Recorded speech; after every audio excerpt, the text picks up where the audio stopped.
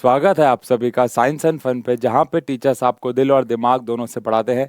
तो फाइनली आज हम लोग मिल रहे हैं मोस्ट अवेटेड चैप्टर में से एक, यानी कि magnetic effect of electric current के वन शॉट के लिए।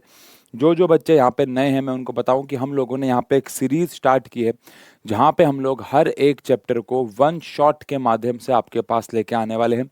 कौन कौन से चैप्टर हम लोग एक्सपेरिमेंट्स के साथ वन शॉट में आपके लिए लेके आ चुके हैं? Chemical reactions and equation, acid basis and salts.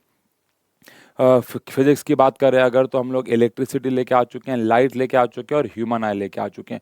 तो अब हमारा फिजिक्स का अगला चैप्टर यानी कि magnetic effect of electric current, जो कि हमारे इस साल के फिजिक्स का आखिरी चैप्टर भी है।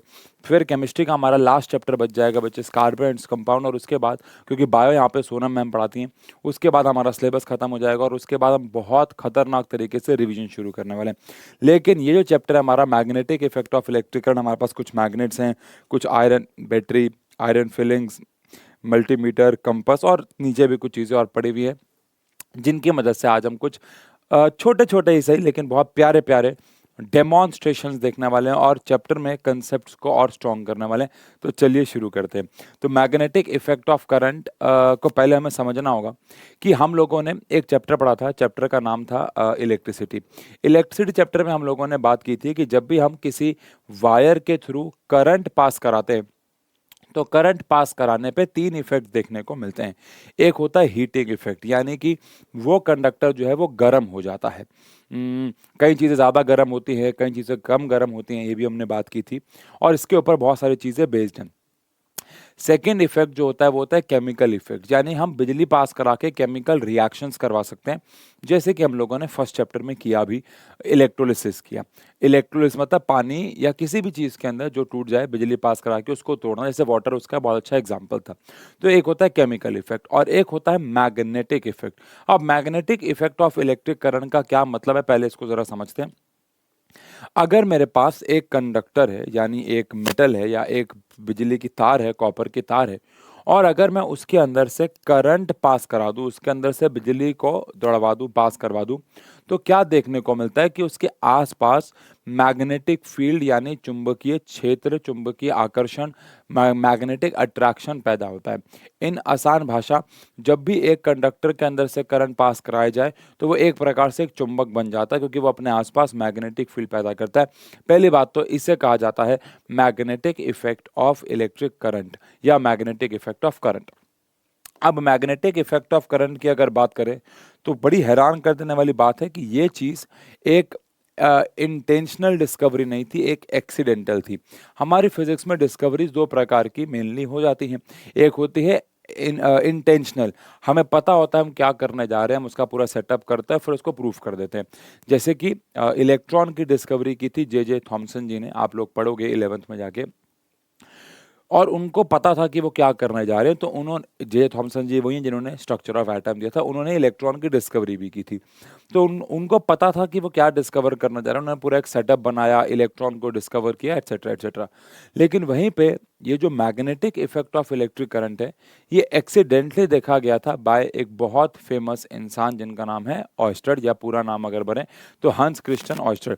और ये कब देखा गया था अगर आप देखें तो 1820 के आसपास देखा गया था, लगभग आज से आप 200 साल पहले कह सकते हो। वो एक्चुअली एक अपने सर्किट पे काम कर रहे थे, उन्होंने एक सर्किट लिया हुआ था, उसके ऊपर वो कुछ काम कर रहे थे। उसी के पास वहीं पे एक कंपास पड़ा हुआ था, इसके ऊपर अभी हम बात भी करने वाले हैं। उसी के पास एक कंपास पड़ा हुआ था। तो जैसे उन्होंने करंट ऑन किया तो क्या देखा कि कंपास की निडल जो है वो हिलने लग गई। आप सब जानते हैं कंपास के अंदर एक मैग्नेटिक निडल होती है, कंपास के अंदर एक छोटी सी मैग्नेट होती है जो डायरेक्शन को बताती है, क्योंकि हमारे अर्थ के अंदर भी एक मैग्नेटिक फील्ड है, उससे इंटरेक्ट होकर वो हमको डायरेक्शन बताती है, नॉर्थ साउथ ईस्ट वेस्ट, ये हम सब जानते हैं, है ना। इसको मैग्नेटिक कंपास या मैग्नेटिक निडल कहते हैं। अब मैग्नेटिक कंपास अपने नॉर्थ साउथ डायरेक्शन में अलाइन था, जहां उसको अलाइंड होना चाहिए था। लेकिन वो एक सर्किट पे काम कर रहे थे, उन्होंने जैसे सर्किट के अंदर करंट पास करवाया तो क्या देखा कि वो जो कंपास है वो हिलने लग गया। अब कंपास क्यों हिलेगा भाई? तो कंपास की, देखो, या तो आसपास कोई ऐसी चीज हो जो कंपास से अट्रैक्ट होती है, बिकॉज कंपास के अंदर खुद मैग्नेट होती है। आसपास कोई आयरन ऑब्जेक्ट नहीं था, सारी कॉपर की वायर्स थी, और जब करंट पास नहीं करा रहे थे तब तो वो नॉर्मल था, अभी मैं आपको दिखाऊंगा भी। लेकिन जैसे ही करंट पास कराया उसके आसपास से तो वो डिफ्लेक्ट होने लग गया, निडल हिलने लग गई। अब ये कैसे हुआ, कंपास के निडल हिलने कैसे लग गए? तो आंसर है वो इस नतीजे पे पहुंचे कि जब भी एक कंडक्टर के अंदर से हम करंट पास कराते हैं उसके आसपास मैग्नेटिक फील्ड पैदा होती है। इसको इस तरीके से समझो कि हमारे पास यहाँ पे एक सर्किट था भाई, और इस सर्किट के अंदर यहाँ पे हमने कंपास रखा हुआ था। अब यहाँ पे अर्थ का नॉर्थ साउथ था तो कंपास ऐसे करके अलाइन हो रखा था। हमने जैसे ही करंट पास कराया सारी वायर्स ने, इनमें से ये वाली वायर सबसे पास है तो मैं इसके लिए बना रहा हूँ, इसने अपने आसपास मैग्नेटिक फील्ड बनाई। अब ये मैग्नेटिक फील्ड इस निडल पे भी गई, ये निडल पे गई तो इसने इस निडल को डिफ्लेक्ट कर दिया, अपनी जगह से हिला दिया। अपनी जगह से हिला के कहाँ लेके गए ये बहुत अलग बात है, उसके ऊपर अभी हम नहीं जाएंगे, लेकिन हाँ हिलाया। और ये साबित करता है कि जब भी हम किसी करंट के अंदर से, किसी भी सर्किट के अंदर से, कंडक्टर के अंदर से करंट पास कराते हैं तो वो मैग्नेटिक इफेक्ट पैदा करता है। तो क्या लिखा है आप पढ़ते हैं, इन 1820 हंस क्रिस्टियन ऑयस्टर एक्सीडेंटली, ये बात ध्यान रखिएगा कि ये एक इंटेंशनल डिस्कवरी नहीं थी, accidentally discovered that a compass needle get deflected when an electric current pass through metallic wire placed nearby. और ध्यान रखिएगा ये मेटेलिक वायर नॉन मैग्नेटिक थी, मतलब इसने नहीं कंपास को हिलाया, जब इसके अंदर करंट पास हुआ तब जाके वो हिला। और सबसे पहले एक बार इस कंपास की मदद से, मेरे पास करंट के कुछ सोर्स हैं, हम ये करंट के सोर्सेज बैटरी से भी ले सकते हैं, आप अपने घर के छोटे मोटे सेल से भी ले सकते हो। आओ एक बात देखते हैं करंट पास कराने पे ये निडल कैसे डिफ्लेक्ट होती है, बिना करंट पास कराए कहाँ रहेगी और करंट पास कराने पे कहाँ कहाँ डिफ्लेक्ट होगी। आओ एक बार देखें इसको। अब ये हमारे पास एक कंपास है, ठीक है ना, और ये हमारे पास एक मैग्नेट, अभी देखो मैं पास लाया हूँ वैसे तो, बट ये हमारे पास एक मैग्नेट है। और ऑब्वियस सी बात है मैग्नेट के पास लाने से ये जो कंपास है वो डिफ्लेक्ट हो रहा है, क्योंकि कंपास के अंदर अपनी खुद की एक मैग्नेट होती है। अब मुझे इस वाली मैग्नेट को बहुत दूर रखना होगा। अब मैं क्या करूँगा आपको बताता हूँ, जब तक ये कंपास अपनी जगह पे वापस आ जाए। ये मेरे पास एक वायर है, आप देख सकते हैं, मैं एक बार ये जूम आउट कर दूँ, ये मेरे पास एक वायर है, और वायर के पास, वायर के साथ साथ मैं क्या करूँगा, मेरे पास यहाँ पे एक सेल है, ठीक है ना। अब मैं क्या करूँगा, मैं इस वायर का एक हिस्सा यहाँ पे लगा के, एक हिस्सा यहाँ लगा के, जल्दी करना होगा बिकॉज ये वायर गर्म भी हो जाएगी क्योंकि मैं पॉजिटिव को नेगेटिव से जोड़ रहा हूँ।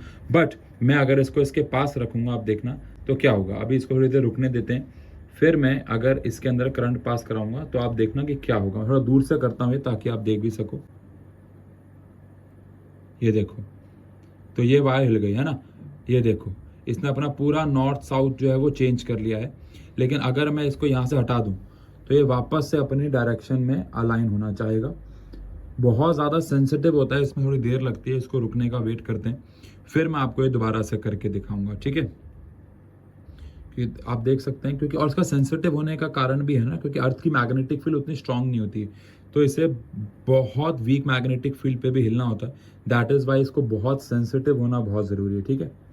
अब लगभग लगभग मान लेते हैं वापस अपनी जगह पे आ रहा है। अब हम फिर से वही काम करते हैं, ठीक, देखो अरे वापस से हिल गया है। अब मैं अगर हटा दूंगा तो वापस अपनी जगह पे आ जाएगा। तो ऑयस्टर जी का एक्सपेरिमेंट बेसिकली यही था। ठीक है जी, तो ये तो हम लोग समझ गए कि कैसे जब भी हम करंट पास कराते हैं तो आसपास मैग्नेटिक फील्ड पैदा होती है जिसकी वजह से कंपास हिला इनिशियली, ठीक है ना। अब बात अगर करें कि मैग्नेटिक फील्ड क्या है, अगर मुझे मैग्नेटिक फील्ड को डिफाइन करना हो, मैं आपसे पूछूं व्हाट इज क्रिकेट फील्ड, तो आप कहोगे क्रिकेट फील्ड सर वो जगह है जहाँ पे हम क्रिकेट खेल सकते हैं।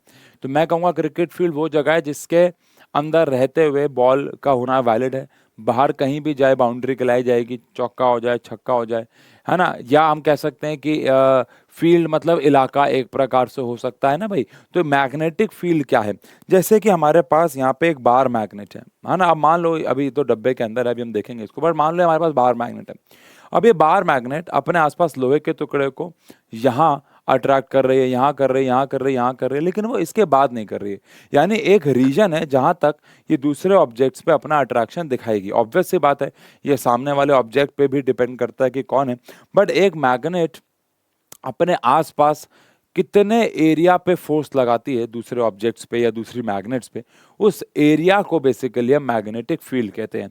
तो आप कह सकते हो कि space surrounding a magnet with in which magnetic force is experienced. यानी एक मैग्नेट के आसपास वो एरिया जहां पे आप मैग्नेटिक फोर्स को एक्सपीरियंस कर सकते हो, इसे हम लोग कह देते हैं मैग्नेटिक फील्ड। अब मैग्नेटिक फील्ड एक वेक्टर क्वांटिटी है, अभी हम पढ़ेंगे भी, इसकी डायरेक्शन होती है, इस चैप्टर में पढ़ेंगे, और जिसकी डायरेक्शन होती है उसको हम लोग वेक्टर क्वांटिटी कहते हैं। लेकिन उससे भी जरूरी मैग्नेटिक फील्ड की SI यूनिट जो होती है वो टेस्ला होती है। अब ये किसके नाम पर रखी गई मैं आपको बता देता हूं। After the name of Nikola Tesla ji. After the name of Nikola Tesla ji, ji लगाना बहुत जरूरी क्योंकि महान लोग हैं। बेटा निकोला टेस्ला जी कौन है, ये आप शायद इस चैप्टर में तो कभी नहीं जान पाओगे, ना ही आप बहुत ज्यादा इनके बारे में 12th में जान पाओगे। ये सेम चैप्टर 12th में भी आएगा, ना ही आप बहुत ज्यादा 12th में जान पाओगे।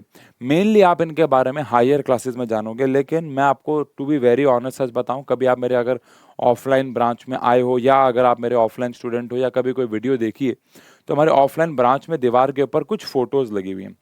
और उशांक सर ने मुझे कहा कि ऐसा करते हैं, एक दीवार पे कॉमर्स की चीज़ें लगाते हैं और एक दीवार पे साइंस की चीज़ें लगाते हैं। तो बात हुई वहाँ, उसमें फिर बात हुई कि साइंटिस्ट की कुछ फोटो लगाते हैं।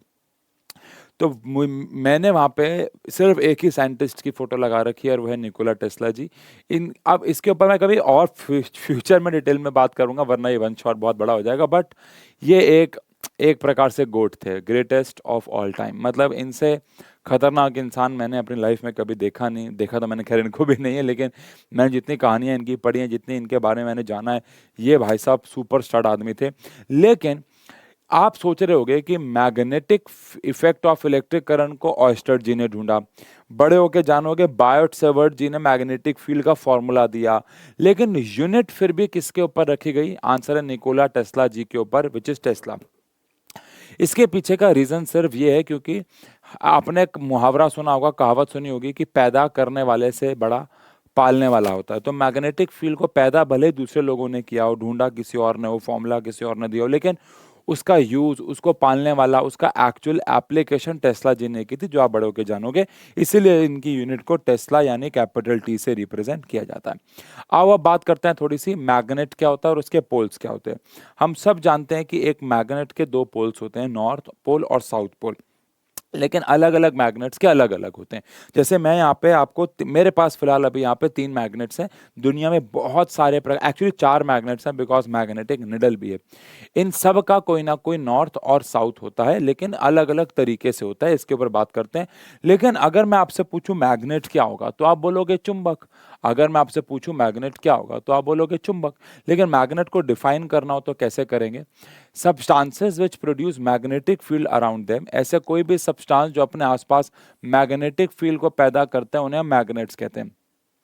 कई किताबें मैग्नेट्स की परिभाषा ऐसे भी देती हैं कि substances which attract small pieces of iron, cobalt and निकल, ऐसा भी कई किताबें कहती हैं। मैं यहाँ पे लिख दूं, कई किताबें ऐसे भी डेफिनेशन कहती हैं मैग्नेट्स की कि सब्सटेंसेस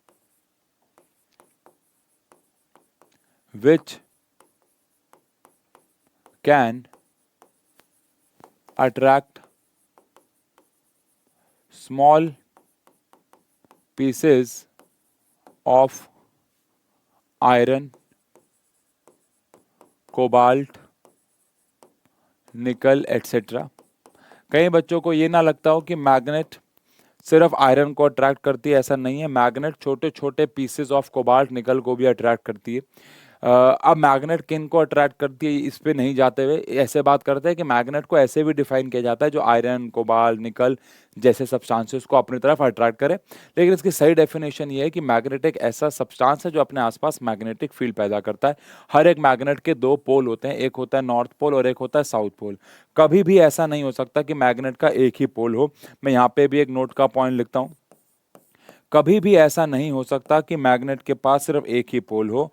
तो यहाँ पे लिख रहा हूं मैं, नो मोनोपोल। मोनोपोल मतलब single pole. No monopole can exist. कभी भी पोल अकेला एग्जिस्ट नहीं कर सकता, चाहे कितने भी छोटे से छोटी मैग्नेट क्यों ना हो, उसका नॉर्थ और साउथ होगा। अगर आप इस मैग्नेट को बीच से काट दोगे तो यहाँ साउथ है तो यहाँ पे नॉर्थ आ जाएगा, और यहाँ पे नॉर्थ है तो यहाँ पे साउथ आ जाएगा। लेकिन ध्यान रखना, कभी भी अकेला पोल एग्जिस्ट नहीं कर सकता। अलग अलग मैग्नेट्स के अलग अलग जगह पे पोल्स होते हैं, और पोल अच्छा, पोल मैं आपको मैग्नेट भी दिखाऊंगा मैग्नेटिक फील्ड के साथ, इन दोनों को एक साथ देख लेंगे हम, ठीक है। बड़ा ही प्यारा तरीके से हम आयरन फिलिंग्स के साथ, ये आयरन फिलिंग्स है मेरे पास, आयरन का चूरा, इसके साथ हम मैग्नेटिक फील्ड्स को स्टडी करेंगे, इनकी बड़ा प्यारा टॉपिक। और साथ ही साथ हम लोग पोल्स भी वहीं पे देख लेंगे सेम पॉइंट पे। बट अभी बात करें मैग्नेट क्या है, समझ गए, उसके दो पोल होते हैं। अच्छा, अगर मुझे परिभाषा देनी हो, अगर मुझे पोल्स की परिभाषा देनी हो तो मैं क्या दूंगा?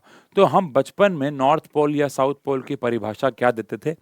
पोल्स ऐसी जगहें होती हैं जहां पे मैग्नेटिक फील्ड सबसे स्ट्रांग होती है, ठीक है। पोल वो जगह होती है जहां पे मैग्नेटिक फील्ड सबसे स्ट्रांग होती है। अगर मुझसे कोई पूछे कि पोल क्या होता है ना, तो पोल की डेफिनेशन हम ऐसे दे सकते हैं कि पोल क्या है, तो part of a magnet having maximum magnetic field। पोल एक ऐसी जगह है जहां पे मैग्नेटिक फील्ड मैक्सिमम होती है, सबसे ज्यादा होती है। लेकिन नॉर्थ पोल और साउथ पोल क्या है? अगर मैं एक बार मैग्नेट को, अगर मैं एक बार मैग्नेट ले लूं और उस बार मैग्नेट को धागे से बांध दूं, जैसे हर एक बार मैग्नेट का एक नॉर्थ और एक साउथ होता है, ठीक है ना। हर एक बार मैग्नेट का, अभी हम देखेंगे भी, एक नॉर्थ और एक साउथ होता है। अब अगर मैं इस बार मैग्नेट को धागे से बांध के फ्रीली छोड़ दूं, तो ये हमारे हमेशा, जैसे मैं जहां रह रहा हूं वहां पे नॉर्थ जो है वो इस तरफ है इधर, और साउथ जो है वो उधर है। तो अगर मैं इस मैग्नेट को ऐसे धागा बांध के ढीला छोड़ दूं, तो हमेशा नॉर्थ की तरफ नॉर्थ अलाइन होगा और साउथ की तरफ साउथ अलाइन होगा। शॉर्ट भाषा में अगर मैं आपको समझाऊं तो मैग्नेटिक कंपास भी तो ऐसे ही काम करता है। मैग्नेटिक कंपास में निडल हमेशा एक ही डायरेक्शन में जाके क्यों रुकती है अगर आसपास कुछ और मैग्नेट नहीं है या करंट कैरिंग कंडक्टर नहीं है? तो क्योंकि मैग्नेटिक कंपास में भी तो मैग्नेटिक निडल होती है जो हमेशा अर्थ के मैग्नेटिक फील्ड से अट्रैक्ट होके वो एक पर्टिकुलर डायरेक्शन में चली जाती है। तो इसी तरीके से नॉर्थ और साउथ पोल की डेफिनेशन बनी। नॉर्थ पोल क्या होता है?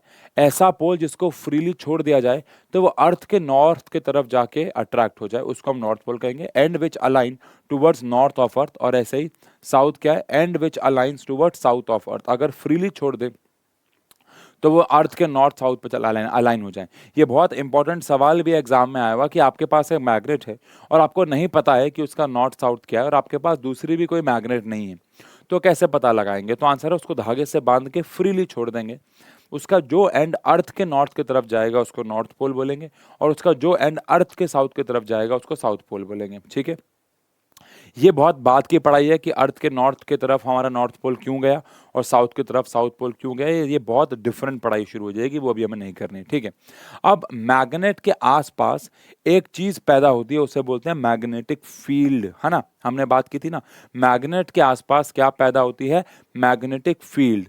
अब क्या मैग्नेटिक फील्ड हमें दिखती है? तो आंसर है नहीं, मैग्नेटिक फील्ड हमें दिखती नहीं है, लेकिन होती तो है, ऑब्वियस सी बात है। तो हमने मैग्नेटिक फील्ड क्योंकि दिखती नहीं है, तो हमने क्या किया, उसको इमेजिन करने के लिए कुछ इमेजिनरी लाइंस बनाई जिनको हमने कहा मैग्नेटिक फील्ड लाइंस। तो ये इमेजिनरी लाइंस होती हैं। सबसे पहली बात तो ये क्या होती हैं? इमेजिनरी लाइंस, ये एक्चुअली में नहीं होती। अच्छा, एक बात करो, सोलर सिस्टम को इमेजिन करो, तो ये सन है, आसपास प्लैनेट्स हैं, और अगर आपने कभी सोलर सिस्टम का कोई चार्ट या कोई फोटो देखी हो तो अक्सर ऐसे ऑर्बिट बने होते हैं जिन ऑर्बिट पे ऐसे अर्थ घूमेगा। पर अर्थ एट प्रेजेंट तो एक ही जगह पे होता है ना, वो उस पूरे रास्ते पे तो हर वक्त नहीं होता है। वो हम डॉटेड लाइन से जो उसका रास्ता रिप्रेजेंट करते हैं, क्या वो उसका एक्चुअल वो लाइन है या वो लाइन बस एक इमेजिनरी लाइन है? तो आंसर है वो एक इमेजिनरी लाइन होती है। बिल्कुल ऐसे ही मैग्नेट के आसपास मैग्नेटिक फील्ड तो होती है, लेकिन हम उसे इमेजिन कैसे करें? तो उसको इमेजिन करने के लिए हमने आसपास कुछ इमेजिनरी लाइंस को इमेजिन किया जिनको हम लोग मैग्नेटिक फील्ड लाइंस कहते हैं। इसकी प्रॉपर्टी पढ़ते हैं, फिर एक बहुत प्यारे तरीके से हम डिफरेंट डिफरेंट मैग्नेट्स के लिए यहाँ पे मैग्नेटिक फील्ड लाइंस के बारे में बात करेंगे, ठीक है। सबसे पहले तो हम एक बार मैग्नेट, क्योंकि बार मैग्नेट सबसे एक इंपॉर्टेंट मैग्नेट्स में से एक है, तो ये हमारे पास ये एक बार मैग्नेट होती है, ठीक है। अब एक बार मैग्नेट में इधर कोने पे हमारे पास नॉर्थ होता है और एक कोने पे हमारे पास साउथ होता है। अब मैग्नेटिक फील्ड लाइन की कुछ प्रॉपर्टीज हैं, पहले हम प्रॉपर्टीज यहाँ पे देखते हैं, बोलता हूँ, फिर पीछे से भी पढ़ लेंगे। सबसे पहली property, magnetic field line outside the magnet हमेशा नॉर्थ से निकलती हैं और साउथ पे चली जाती हैं। हमेशा नॉर्थ से निकलती हैं और साउथ पे चली जाती हैं। हमेशा नॉर्थ से निकलती हैं और साउथ पे चली जाती हैं। हमेशा नॉर्थ से निकलती हैं, साउथ पर चली जाती हैं। नॉर्थ से निकलती हैं, साउथ पर चली जाती है। नॉर्थ से निकलती हैं, साउथ पर चली जाती हैं। नॉर्थ से निकलती हैं, नॉर्थ से निकलती हैं और साउथ पर चली जाती हैं। नॉर्थ से निकलती हैं और साउथ पर चली जाती हैं। और यहाँ से नॉर्थ से निकलती हैं, अब ये क्योंकि सीधी गई है तो इन्फानाइट से घूम के साउथ से वापस आ जाएंगे। लेकिन ध्यान देने वाली बात क्या है कि ये तो आउटसाइड द मैग्नेट हुआ, ये वाली भी घूम के ऑब्वियस सी बात है यहां से वापस आएगी, ये वाली भी घूम के यहां से वापस आएगी। मैग्नेटिक फील्ड लाइंस हमेशा आउटसाइड द मैग्नेट नॉर्थ से साउथ चलती हैं, लेकिन यही मैग्नेटिक फील्ड लाइन अंदर अगर चलने की बात करें, मैं हटा दूंगा इसको, लेकिन अंदर ये साउथ से नॉर्थ चलेंगी, अंदर ये साउथ से नॉर्थ चलेंगी, अंदर ये साउथ से नॉर्थ चलेंगी, ऐसे करेंगी, ये ऐसे ये वाली भी चलेंगी। यानी मैग्नेटिक फील्ड लाइंस जो कि इमेजिनरी लाइंस हैं वो नॉर्थ से साउथ चलती हैं आउटसाइड द मैग्नेट, और इनसाइड द मैग्नेट वो चलती हैं साउथ से नॉर्थ, ठीक है, पहली प्रॉपर्टी। दूसरी प्रॉपर्टी, मैग्नेटिक फील्ड लाइंस हमेशा क्लोज्ड लूप्स बनाती हैं। आपको लग रहा होगा क्लोज्ड लूप तो नहीं है, क्योंकि यहां से अगर नॉर्थ से शुरू हुई और साउथ पे गई तो वापस अंदर भी तो आएगी, तो ये हमेशा क्लोज लूप बनाते हैं। वो अलग बात है कि अंदर वाली हमें दिखती नहीं है, बट मैग्नेटिक फील्ड लाइंस हमेशा क्लोज लूप बनाती हैं। इनका कोई शुरुआत या अंत नहीं होता है एक्चुअली में। हम ऐसे नहीं बोल सकते कि मैग्नेटिक फील्ड लाइंस नॉर्थ से निकलेंगी और साउथ पे खत्म हो जाएंगी, नहीं, ये मैग्नेटिक फील्ड लाइन चलती है नॉर्थ से साउथ आउटसाइड और इनसाइड चलती है साउथ से नॉर्थ, लेकिन इनका कोई शुरुआत कोई अंत नहीं है, क्लोज लूप्स बनाती हैं। सेकेंड चीज, कहीं पे भी ब्रेक नहीं होंगी और सडन टर्न नहीं लेंगी, है ना, बहुत स्मूथली चलती हैं। कभी भी ऐसा नहीं होगा कि मैग्नेटिक फील्ड चल रही है और एकदम से टर्न ले लिया, नहीं, हमेशा स्मूथ कर्व की फॉर्म्स में चलती है, no sudden break and no sudden turn होता है इनमें। दो मैग्नेटिक फील्ड लाइंस कभी भी एक दूसरे को इंटरसेक्ट नहीं कर सकती, यानी क्रॉस नहीं कर सकती। रीजन देता हूं अभी 2 मिनट में, लेकिन दो मैग्नेटिक फील्ड लाइंस कभी भी एक दूसरे को क्रॉस यानी इंटरसेक्ट नहीं कर सकती। सबसे इंपॉर्टेंट प्रॉपर्टी जो कि एग्जाम में सबसे ज्यादा इंपॉर्टेंट है, खास भी आपके लिए, और वो क्या है, मैग्नेटिक फील्ड लाइन की मदद से हम मैग्नेटिक फील्ड की डायरेक्शन निकाल सकते हैं। कैसे? मान लो किसी पर्टिकुलर एरिया में, ऐसे जा रही है मैग्नेटिक फील्ड, कहीं पे नॉर्थ होगा, कहीं पे साउथ होगा, ऑब्वियस सी बात है, तो कहीं ऐसे जा रही है, ठीक है। अब अगर मुझे इस पर्टिकुलर पॉइंट पे, let's say on this point, magnetic field की डायरेक्शन चाहिए, ये तो मैग्नेटिक फील्ड लाइन है ना, मुझे मैग्नेटिक फील्ड की अगर डायरेक्शन चाहिए तो मैं इस पॉइंट पे एक टेंजेंट बना दूंगा। तो इस पॉइंट पे मैं क्या बना दूंगा? टेंजेंट। टेंजेंट तो मैथ्स में सबको पता ही होगा क्या होता है। तो इस डायरेक्शन में मैग्नेटिक फील्ड की डायरेक्शन हो जाएगी। अगर मुझे मान लो इस पॉइंट पे डायरेक्शन चाहिए तो मैं यहाँ पे टेंजेंट बना दूंगा, तो इसका मतलब मैग्नेटिक फील्ड की डायरेक्शन ये हो जाएगी। अगर मुझे इस पॉइंट पे चाहिए तो मैं यहाँ टेंजेंट बना दूंगा, अगेन मैग्नेटिक फील्ड की डायरेक्शन उस साइड हो जाएगी। द ओनली पॉइंट इज कि मैग्नेटिक फील्ड लाइन की मदद से हम मैग्नेटिक फील्ड की डायरेक्शन पता कर सकते हैं। कैसे? किसी भी पॉइंट पे आप टेंजेंट बना दो तो वो टेंजेंट ही मैग्नेटिक फील्ड की डायरेक्शन देगा आपको। बात समझ में आई? अब इसी से समझ में आता है कि दो मैग्नेटिक फील्ड लाइंस कभी भी एक दूसरे को इंटरसेक्ट नहीं कर सकती। कैसे? मान लेते हैं दो मैग्नेटिक फील्ड लाइंस ने एक दूसरे को इंटरसेक्ट कर भी दिया, लेट अस सपोज ना, वैसे तो नहीं कर सकते बट मान लो कर दिया। अब अगर कर दिया तो इस पॉइंट पे हमें दो टेंजेंट पॉसिबल मिलेंगे।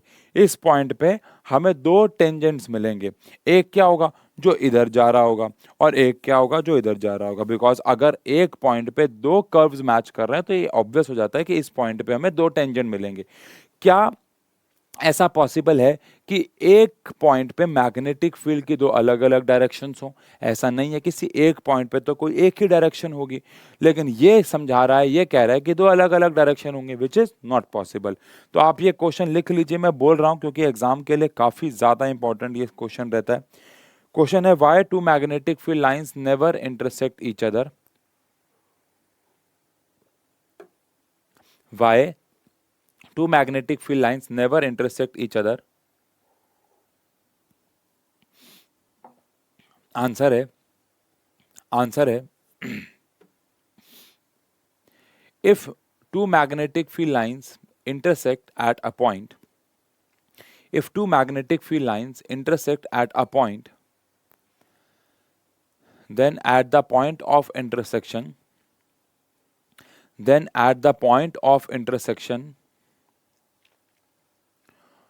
two tangents can be possible, by which two directions of magnetic field lines can be possible, which is not possible, that is why two magnetic field lines never intersect each other। और ये diagram आपको बना लेना होगा वहां, ठीक है ना। अब यहां से पढ़ते हैं क्या क्या लिखा हुआ है। सबसे पहली बात तो कॉन्टिन्यूस कर्व है, कोई ब्रेक नहीं है। ये कहां से कहां चलेगी, नॉर्थ से south outside the magnet and south to north inside the magnet. इसके बाद लिखा है मैग्नेटिक फील्ड लाइन स्ट्रांग होगी। अच्छा, अगर मैग्नेटिक फील्ड लाइन एक दूसरे से पास है, जैसे यहाँ पे अगर आप देखें तो बहुत पास है, लेकिन यहाँ देखें तो दूर है, तो जहां पे पास होंगी वहां पे स्ट्रांग होंगी बट ऑब्वियस पोल पे, और जहां पे वो दूर है वहां पे वो वीक हो जाएंगी बट ऑब्वियस पोल से दूर, ठीक है ना। दो मैग्नेटिक फील्ड लाइंस कभी भी एक दूसरे को क्रॉस यानी कि इंटरसेक्ट नहीं करेंगी। And last but not the least, सबसे इंपॉर्टेंट पॉइंट्स में से एक है कि tangent to magnetic field line shows direction of field. किसी भी पॉइंट पे टेंजेंट बना दूंगा तो मुझे डायरेक्शन ऑफ मैग्नेटिक फील्ड मिल जाएगी। अब हम बड़ा इंटरेस्टिंग काम करेंगे आयरन फिलिंग की। पहले तो पोल्स देखते हैं कहाँ कहाँ है, उसके बाद आयरन फिलिंग की मदद से इनकी मैग्नेटिक फील्ड लाइन को देखते हैं। चलो, अब ये वाला बहुत प्यारा है भाई, ठीक है ना। क्या करेंगे, सबसे पहले तो यार ये हमारे पास एक बार मैग्नेट है, ठीक है ना। अब बार मैग्नेट का एक हिस्सा नॉर्थ होता है और एक हिस्सा साउथ, तो इसका ये वाला हिस्सा नॉर्थ हो गया, ये वाला हिस्सा साउथ हो गया, ठीक है। अब हम क्या करेंगे, यहाँ पे एक बार मैग्नेट रख देंगे, बड़ा ही प्यारा है, और बार मैग्नेट के ऊपर यहाँ पे एक पेपर रख देंगे, ठीक है। अब मैं क्या करूँगा, मेरे पास यहाँ पे कुछ आयरन फिलिंग्स हैं, ठीक है, और यहाँ पे मेरे पास कहाँ गई, हाँ, यहाँ पे मेरे पास एक छन्नी है। अब मैं क्या करूंगा, इस आयरन फिलिंग को इस छन्नी पे, यहाँ पे छन्नी पे गिर दूंगा। नीचे हाथ रख लेता हूँ ताकि मजाक खराब ना हो पहले ही। तो यहाँ पे मैंने आयरन फिलिंग को अपने छन्नी पे गिर ली, ठीक है। अब एक चीज देखना बड़े ध्यान से, आपको याद रखना होगा कि एक बार मैग्नेट के लिए मैग्नेटिक फील्ड कैसी थी। अब आप एक कमाल की चीज देखना, ये बात।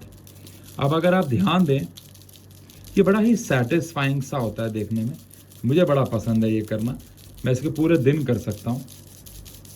अगर आप यहाँ पे नोटिस करो तो आयरन फिलिंग्स बिल्कुल उसी डायरेक्शन में चिपक रही हैं जैसे कि हमारे पास एक बार मैग्नेट की मैग्नेटिक फील्ड होती है। देखो आप, अगर आप नोटिस करो तो ये हमारे पोल्स हो गए नॉर्थ और साउथ, जिस पे सबसे ज़्यादा अट्रैक्ट हुई है।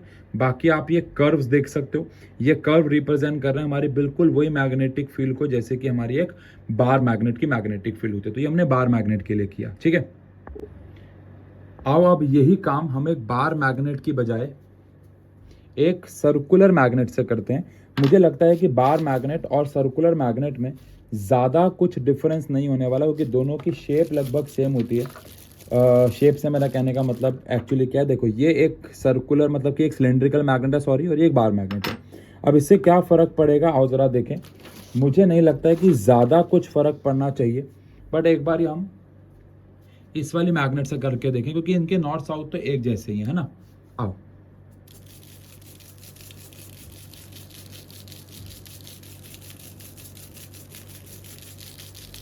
तो आप देख सकते हैं कि लगभग जैसा कि मैंने वो कहा भी था, सेम ही इम्पैक्ट है इसका भी।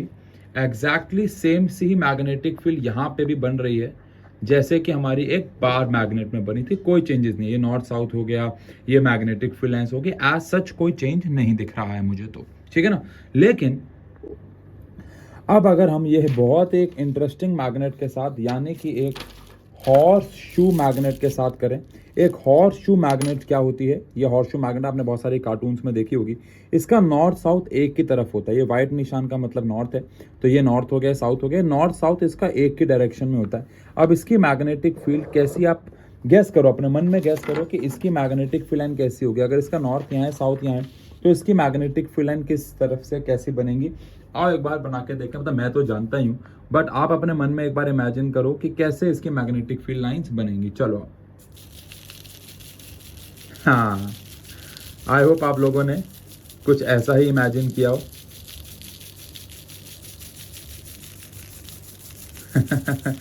कितना मतलब प्यारा काम है ये, मैं कहता रहा हूँ, मैं पूरा दिन कर सकता हूँ। अब अगर आप नोटिस करो तो मैग्नेटिक फील्ड लाइन कैसी बनी है। ये नॉर्थ था, ये साउथ था, तो नॉर्थ से साउथ तो जाएंगी जाएंगी, नॉर्थ से साउथ तो जाएंगी। और यहाँ पे भी नॉर्थ से साउथ घूम के आ रही है, नॉर्थ से साउथ घूम के आ रही है। हमारे सिलेबस में नहीं है, बट क्यों ना देख लें, मज़ेदार चीज़ है यार। चलो ठीक है, बढ़िया। ठीक है जी, तो आई होप आपने समझा कि पोल्स क्या हैं और हम कैसे मैग्नेटिक फील्ड लाइंस जो है वो और आपने नोटिस भी किया होगा कि जो बाहर मैग्नेट है उसकी मैग्नेटिक फील्ड लाइन बिल्कुल ऐसे ही बनी जैसे कि हमने यहाँ बनाई थी। और हम इस तरीके से हर एक सब्सटेंस की मैग्नेटिक फील्ड को पता कर लगा सकते हैं। अब मैं सबके लिए नहीं करूँगा, आगे जाके एक स्ट्रेट वायर, सोलेनॉइड जिसकी मैग्नेटिक फील्ड एग्जैक्टली ऐसी ही होगी, और एक सर्कुलर लूप आएगा, हम सबके लिए नहीं करेंगे काम, वरना ये वन शॉट बड़ा हो जाएगा। ये वन शॉट है, जब हम लोग डिटेल लेक्चर लेते हैं, चाहे वो पेड बैच हो या वहाँ, तो वहाँ पे हम लोग फिर भी इसको देख लेते हैं, चाहे वीडियोस की फॉर्म में, चाहे कैसे भी। बट ठीक है, आप समझोगे कि बाकी सब में भी ऐसे ही करेंगे कि आयरन फिलिंग्स को छिड़क के हम लोग direction, actually shape of magnetic field lines जो है वो पता कर सकते हैं, क्योंकि डायरेक्शन तो हमें पता ही है, नॉर्थ से साउथ आउटसाइड है ना भाई। अब हमें डिटेल में यहाँ पे 3 कंडक्टर्स को पढ़ना होगा, ध्यान रखें। 3 कंडक्टर में सबसे पहला कंडक्टर जिसको हमें पढ़ना है वो है एक स्ट्रेट वायर, ठीक है ना। एक स्ट्रेट वायर अपने आसपास किस प्रकार की मैग्नेटिक फील्ड बनाता है, उसकी शेप क्या होती है, उसकी डायरेक्शन क्या होती है, ये हमें पढ़ना है। तो लेट अस सपोज कि मेरे पास, अभी इसको छोड़ते हैं, मेरे पास एक स्ट्रेट वायर है। अब ये ऑब्वियस है कि अगर इस स्ट्रेट वायर में मैंने करंट दौड़ा होगा मतलब दौड़ाया होगा, तो इसमें मैंने एक बैटरी लगाई होगी, एक सेल लगाया होगा, जैसे कि अभी हम लोगों ने ऑस्टर्ड वाले में भी लगाया था। तो यहाँ पे हमने इसके अंदर करंट पास कराया होगा। अब अगर ये पॉजिटिव है और ये नेगेटिव है, तो इलेक्ट्रिसिटी चैप्टर के हिसाब से इसमें करंट ऊपर से नीचे की तरफ फ्लो करेगा। अब अगर फ्लो करेगा तो ये सारी वायर ऑब्वियसली बात है, बट अभी हमारा फोकस यहाँ से लेके यहाँ तक की वायर का है। ये वायर क्या पैदा करेगी? तो आंसर है मैग्नेटिक फील्ड पैदा करेगी। ये तो पक्का है, ये तो ऑस्टर जी ने बताया। अब वो मैग्नेटिक फील्ड जो होगी उसकी शेप क्या होगी, उसकी डायरेक्शन क्या होगी, ये हमें समझना है। तो सबसे पहले बात करें तो इसके आसपास जो मैग्नेटिक फील्ड बनेगी उसकी शेप कैसी होगी? एक स्ट्रेट वायर के लिए मैग्नेटिक फील्ड हमेशा एक ऐसे सर्कल्स की फॉर्म में बनती है जिनका सेंटर सेम होता है, और उन्हें क्या कहा जाता है? Concentric circles. क्या कहा जाता है? Concentric circles. जैसे कि अगर मान लो मुझे इस पॉइंट पे मैग्नेटिक फील्ड निकालनी है, इस पॉइंट पे, तो कैसे बनेगी? इसके आसपास ऐसे सर्कल्स की फॉर्म में मैग्नेटिक फील्ड बनेगी जिनका सेंटर सेम होगा या वायर ही होगा। जैसे इस वाले में एनसीईआरटी के डायग्राम में शायद आपको ना दिख रहा हो क्योंकि लाइट हो गया है, बट यहाँ पे ऐसे ऐसे करके कुछ सर्कल्स बने हुए हैं, यहाँ पे ऐसे ऐसे करके कुछ सर्कल्स बने हुए हैं। ऑब्वियस ये बात है, कोई भी एक दूसरे को इंटरसेक्ट नहीं करेंगे, तो कुछ इस प्रकार से मैग्नेटिक फील्ड बन जाएगी। यानी for a straight wire magnetic field जो होती है वो उस पॉइंट पे जहाँ पे भी आप निकाल रहे हो कॉन्सेंट्रिक सर्कल्स होती है। जलेबी की तरह नहीं, जलेबी तो एक ही होती है, बस वो आगे बढ़ती रहती है। कॉन्सेंट्रिक सर्कल, पहले एक सर्कल, फिर एक बड़े रेडियस का सर्कल, फिर एक और बड़े रेडियस का सर्कल, फिर एक और बड़े रेडियस सर्कल, और ये बढ़ता रहता है। यानी मैग्नेटिक फील्ड जो होती है वो एक वायर के लिए कॉन्सेंट्रिक सर्कल की फॉर्म में बनती है। अब उसकी डायरेक्शन क्या होगी? बिकॉज सर्कल तो, अगर ये वायर है तो सर्कल तो ऐसे ही बन सकते हैं और सर्कल तो ऐसे ही बन सकते हैं। ऊपर से देखने पे क्लॉकवाइज भी हो सकते हैं, एंटी क्लॉकवाइज, तो सर्कल तो कैसे भी हो सकते हैं। लेकिन अगर एक स्ट्रेट वायर, वो भी अभी हम बात कर रहे हैं, लेकिन एक स्ट्रेट वायर के लिए मैग्नेटिक फील्ड जो होती है वो कॉन्सेंट्रिक सर्कल्स की फॉर्म में होती है। तो आंसर है, मतलब एक्चुअली टॉपिक है कि स्ट्रेट वायर के लिए कैसी होती है। तो shape of magnetic field for straight wire is in the form of concentric circle, जिनका सेंटर जो होगा वो कंडक्टर पे ही लाई करेगा, यानी वायर पे लाई करेगा। अब इन सारे सर्कल का सेंटर लाई तो इस वायर पे ही कर रहा है ना, इस वायर पे ही कर रहा है ना। ठीक है। अब बात करते हैं फैक्टर्स पे जाने से पहले डायरेक्शन की, कि अगर हमने ये तो समझ लिया कि मैग्नेटिक फील्ड की शेप क्या होगी, कॉन्सेंट्रिक सर्कल, लेकिन उसकी डायरेक्शन क्या होगी, वो ऐसे बनेगा या ऐसे बनेगा, उसके लिए हमें पढ़ना होगा राइट हैंड थंब रूल। अब राइट हैंड थंब रूल क्या कहता है, आओ जरा समझे। राइट हैंड थंब रूल क्या कहता है, आओ जरा समझे। तो राइट हैंड थंब रूल कहता है कि अगर आपके पास एक स्ट्रेट वायर है और आपको उसके लिए मैग्नेटिक फील्ड की डायरेक्शन निकालनी है, तो सबसे पहले आप इमेजिन करोगे कि आपने उस वायर को अपने राइट हैंड में पकड़ा हुआ है। मैं फिर बोल रहा हूँ, राइट हैंड में। बहुत बार ऐसा होता है कि हम राइट हैंड से लिख रहे होते हैं और हमारा लेफ्ट हैंड जो है वो जनरली फ्री रहता है, तो हम लेफ्ट हैंड लगा देते हैं, but right hand thumb rule है। अब अगर इस वायर में करंट ऊपर की तरफ जा रहा है, तो राइट हैंड थंब रूल के हिसाब से आप अपना अंगूठा ऊपर रखोगे। लेकिन अगर इसमें करंट नीचे की तरफ जा रहा है, तो राइट हैंड थंब रूल के हिसाब से आप अपना अंगूठा नीचे रखोगे। अब वायर अगर ऐसे पड़ी हुई है और करंट इधर जा रहा है, तो अंगूठा ऐसे रखोगे। यानी जहां पे भी करंट होगा, आपको उस डायरेक्शन में अपना थंब रखना है। अब अंगूठा रखने के बाद आपकी फिंगर्स, आपकी उंगलियां जहां पे घूमेंगी, वही हमें डायरेक्शन ऑफ मैग्नेटिक फील्ड भी देगा। जैसे कि एग्जाम्पल के तौर पे, ये काफी बड़ा है, इसको मैं छोटा कर देता हूँ ना। एग्जाम्पल के तौर पे अगर मैं बात करूं, एग्जाम्पल के तौर पे अगर मैं बात करूं, तो राइट हैंड थंब रूल क्या कहता है, आओ जरा इसको समझें। एग्जाम्पल से समझ में आता है, ऐसे तो समझ में नहीं आता है। इसको भी थोड़ा छोटा कर देते हैं। एनसीईआरटी का डायग्राम है ये तो, खैर ठीक है। अब अगर मैं समझाऊं आपको कि लेट अस सपोज एक वायर है जिसमें करंट ऊपर की तरफ फ्लो कर रहा है, तो आप क्या करो, आप इमेजिन करो कि आपने इस वायर को अपने हैंड में पकड़ा हुआ है और अंगूठा ऊपर की तरफ रखेंगे, बिकॉज करंट ऊपर जा रहा है। अब जो मैग्नेटिक फील्ड होगी, उसकी शेप तो हम सब जान चुके हैं। वो शेप क्या होगी भाई, वो शेप होगी कोसेंट्रिक सर्कल्स। वो शेप क्या होगी भाई, कोसेंट्रिक सर्कल्स, और ऐसे सर्कल्स जो एक दूसरे को इंटरसेक्ट नहीं करेंगे, ठीक है। अब अगर मैं पूछूं कि उसकी डायरेक्शन क्या होगी, तो क्योंकि आपने वायर को अपने राइट हैंड में पकड़ा है, आपका अंगूठा ऊपर है, तो आपकी उंगलियां ऐसे जा रही हैं, यानी इस वायर के इधर से इधर जाएंगी। यानी अगर मैं वायर के राइट में बोलूं तो अंदर, और लेफ्ट से बोलूं तो बाहर आ जाएंगी। यानी यहां से मैग्नेटिक फील्ड लाइन अंदर हो जाएंगी और यहां से मैग्नेटिक फील्ड लाइन बाहर हो जाएंगी। ये हमारे पास वायर है, यहां से अंदर हो जाएगी, यहां से बाहर, यहां से अंदर हो जाएंगी और यहां से बाहर हो जाएंगी। तो ये डायरेक्शन हमारे मैग्नेटिक फील्ड की हो जाएगी। मान लो इसी केस में अगर करंट जो है वो नीचे की डायरेक्शन में जा रहा है, मान लो नीचे की तरफ जा रहा है, उस केस में क्या होगा। अगेन डायरेक्शन तो हम देख लेंगे। शेप की अगर बात करें तो again concentric circles, concentric circles. अब अगर करंट इस बारी नीचे है, तो मुझे अपना अंगूठा नीचे रखना है, तो यहाँ से फिंगर्स अंदर आ जाएंगे, यहाँ से बाहर। तो यहाँ से फिंगर्स अंदर चली गई और यहाँ से फिंगर्स बाहर आ गई, है ना भाई। तो इसका मतलब है डायरेक्शन यहाँ से अंदर है और यहाँ से बाहर है। अब हो सकता है वायर टेढ़ी पड़ी हो, मतलब कि वायर ऐसे पड़ी हो। अब इसमें करंट जा रहा है इधर, अगर इधर जा रहा है तो मेरे को अपना अंगूठा इधर रखना है, तो मेरी फिंगर्स इसके नीचे से अंदर जाएंगे और ऊपर से बाहर बनेंगे, तो कोसेंट्रिक सर्कल्स ही। अगेन यहाँ पे जो सर्कल्स बनेंगे वो कोसेंट्रिक ही होंगे, कोसेंट्रिक ही होंगे। बस फर्क क्या होगा भाई, यहाँ से अंदर की तरफ होंगे, अंदर की तरफ होंगे, और ऊपर से ये बाहर की तरफ हो जाएंगे। यहाँ से अंदर होंगे और यहाँ से बाहर की तरफ हो जाएंगे। प्रोसेस लगभग लगभग वही है, ठीक है जी। तो राइट हैंड थंब रूल कहता है कि अगर आपको एक स्ट्रेट वायर में मैग्नेटिक शेप, ये नहीं बताता है, शेप तो सर्कुलर ही रहेगी, कोसेंट्रिक सर्कल्स रहेंगे, लेकिन डायरेक्शन क्या होगी, वो सर्कल क्लॉकवाइज घूम रहे होंगे, एंटी क्लॉकवाइज घूम रहे होंगे। ये बात कौन बताता है हमें, तो आंसर है हमारा राइट हैंड थंब रूल बताता है कुछ इस प्रकार से। डन है जी, समझ गए जी, पक्की बात जी। चलो, अब सवाल उठता है कि ये जो स्ट्रेट वायर है, इसके लिए जो मैग्नेटिक फील्ड है वो किन किन बातों पे डिपेंड करती है, कौन कौन से फैक्टर्स पे डिपेंड करती है। तो सबसे पहला फैक्टर तो आपको पता होना चाहिए, वो है current.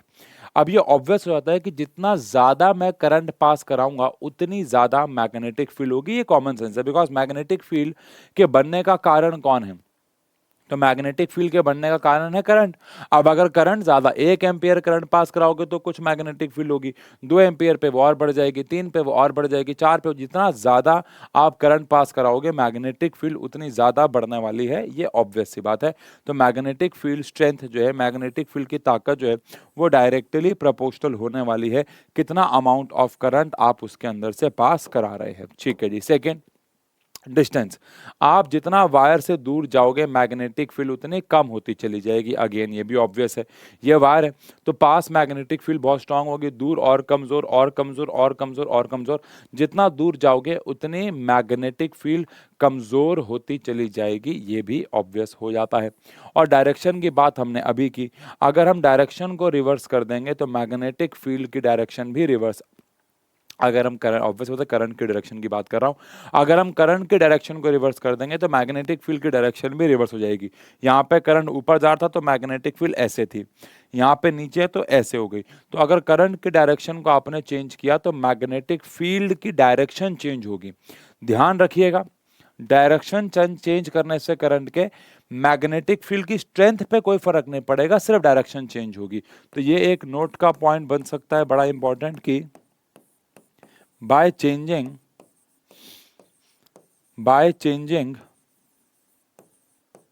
direction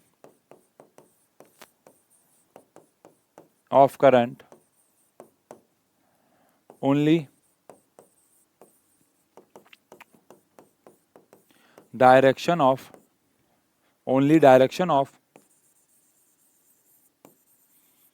magnetic field changes, only direction of magnetic field changes, but there will be no change, there will be no change in, there will be no change in strength of magnetic field. ये आपको ध्यान रखना है, बड़ा important point है कि magnetic field की strength के साथ कुछ नहीं होगा। अगर आप डायरेक्ट, हाँ मैग्नेटिक फील्ड की स्ट्रेंथ चेंज करनी है तो करंट ही चेंज करना पड़ेगा, करंट की डायरेक्शन चेंज करोगे तो सिर्फ direction of magnetic field change होगी। ये काफी इंपॉर्टेंट पॉइंट हो सकता है, ठीक है जी। तो ये हमारे पास स्ट्रेट वायर थी। अब स्ट्रेट वायर के बाद हमारे पास सर्कुलर लूप आ जाता है। तो आफ्टर स्ट्रेट वायर हमारे पास कौन है भाई, सर्कुलर लूप है। अब सर्कुलर लूप में मैग्नेटिक फील्ड की डायरेक्शन किस प्रकार से होती है और उसको कौन कौन से फैक्टर्स अफेक्ट करते हैं ये हमें पढ़ना है, ठीक है जी। अब सबसे पहली बात तो एक सर्कुलर लूप में मैग्नेटिक फील्ड बनेगी कैसे, तो हम यहाँ पे एक सर्कुलर लूप इमेजिन करते हैं। सबसे पहले तो सर्कुलर लूप इमेजिन करते हैं, तो ये हमारे पास एक सर्कुलर लूप हो गया।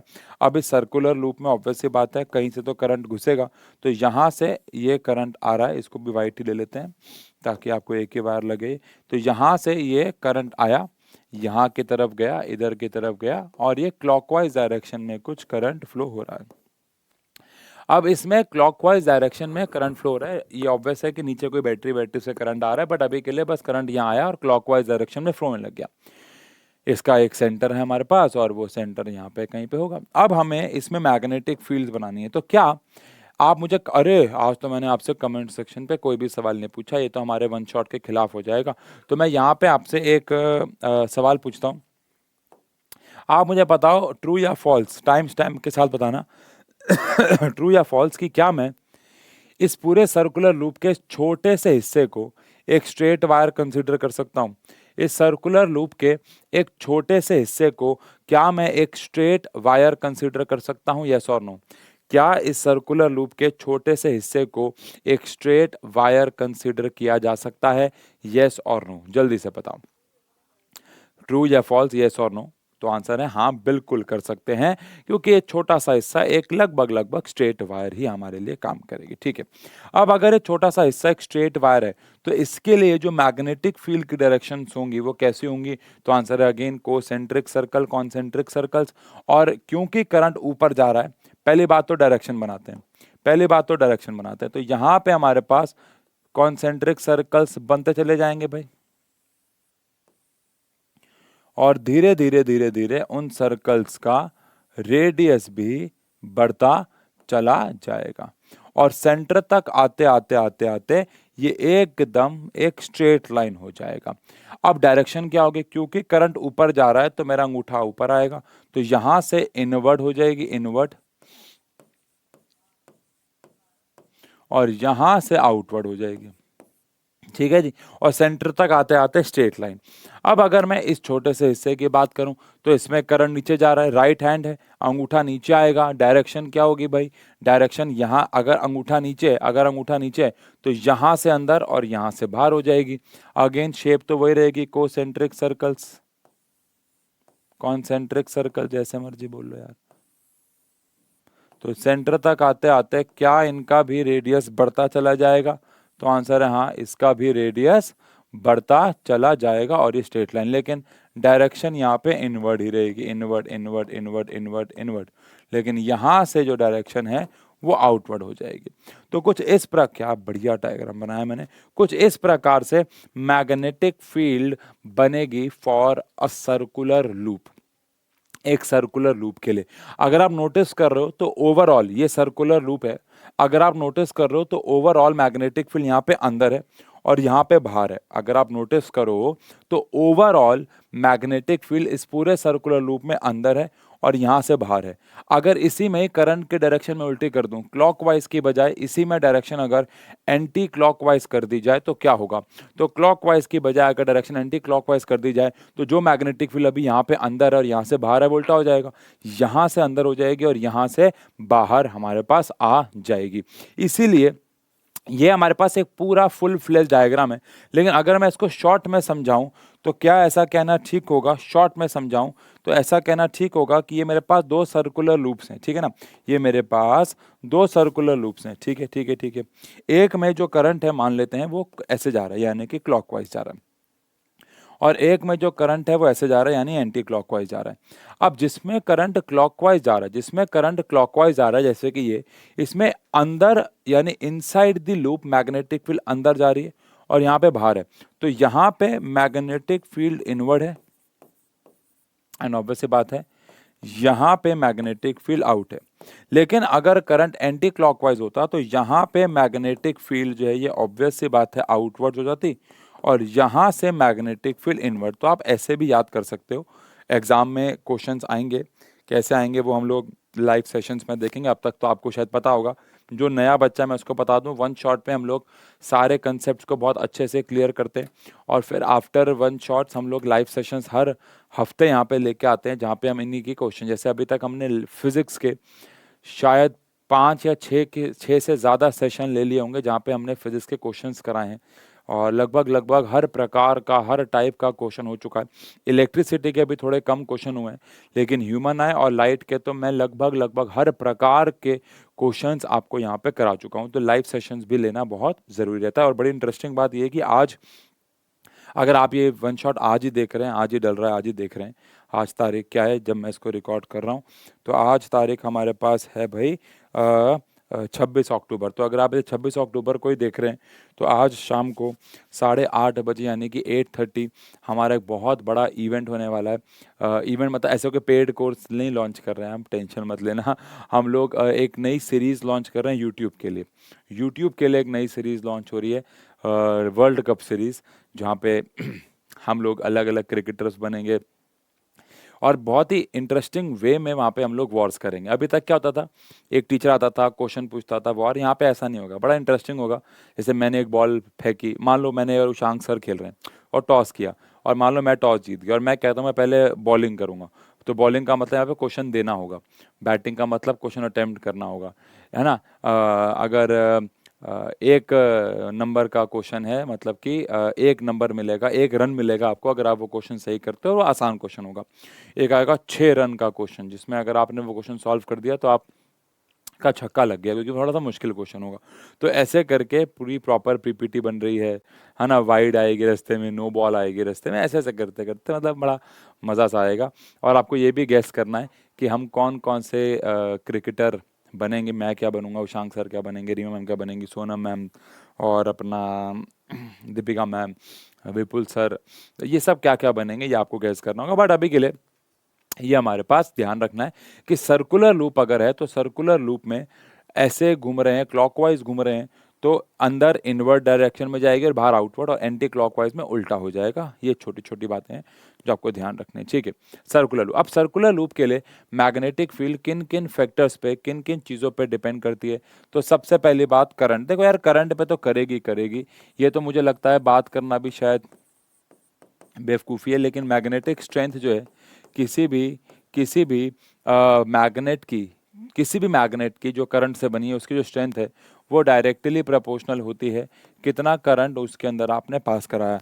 जितना ज़्यादा करंट आप उसके अंदर पास कराओगे उसकी स्ट्रेंथ जो है वो उतनी ज़्यादा होगी। ये ऑब्वियस है मुझे लगता है ना। चलो ठीक है, इसके बाद आता है हमारे पास रेडियस ऑफ लूप। अब जो मैग्नेटिक स्ट्रेंथ है, अब जो मैग्नेटिक स्ट्रेंथ है वो रेडियस ऑफ लूप के इनवर्सली प्रोपोर्शनल है। रेडियस ऑफ लूप के इनवर्सली प्रोपोर्शनल है, यानी कि स्मॉलर लूप, सेम करंट अगर है ना, सेम करंट अगर है, यानी कि एग्जांपल के तौर पे फॉर सेम करंट मान लो दो लूप हैं और उन दोनों लूप में सेम करंट दौड़ रहा है। For same current smaller loop will have stronger magnetic field. Smaller loop के पास क्योंकि देखो ना, अगर सेम करंट है तो मैग्नेटिक फील्ड लाइंस बनेंगी, और अगर लूप स्मॉलर होगा तो मैग्नेटिक फील्ड लाइंस एक दूसरे के बहुत करीब आ जाएंगी, बहुत पास आ जाएंगी तो मैग्नेटिक फील्ड स्ट्रॉन्गर होती चली जाएगी।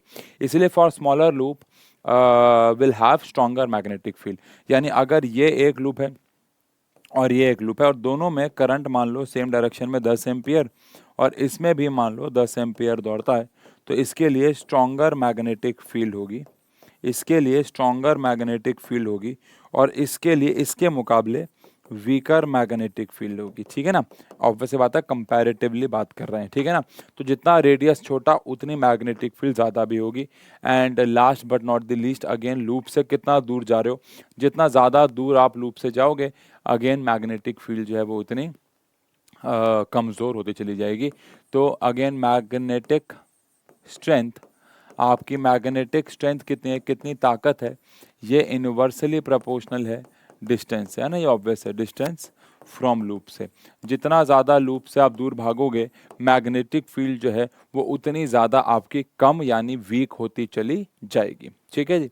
अगेन कॉमन सेंस, दूर जाऊंगा तो बढ़नी तो नहीं चाहिए ना, दूर जाऊंगा तो अगर बढ़ती चली जाएगी तो ऐसे तो एक करंट कैरिंग कंडक्टर के यहाँ से दुबई की बात करें, यहाँ से किसी और जगह की बात करें तो वहाँ से तो सारा लोहा खींच लेगी। तो ये ऑब्वियस है कि ऐसा नहीं, जितना दूर जाएंगे उतना कमज़ोर होनी चाहिए। ये अगेन कॉमन सेंस भी कहते हैं, और बड़े होके हम सब इन सब के फॉर्मुलेशन भी करेंगे, फॉर्मूले पढ़ेंगे तो वहाँ से भी समझेंगे कि जितना दूर जाते हैं इनवर्सली प्रोपोर्शनल टू डिस्टेंस होती है, वहाँ पे हम फॉर्मुलेट भी करेंगे, बट अभी के लिए हमने इसको ओरली समझा। ठीक है, अब आता है हमारे पास एक छोटा सा सवाल, फिर उसके बाद हम चलेंगे इस चैप्टर की सबसे इंपॉर्टेंट चीज़ पे, which is solenoid and electromagnet.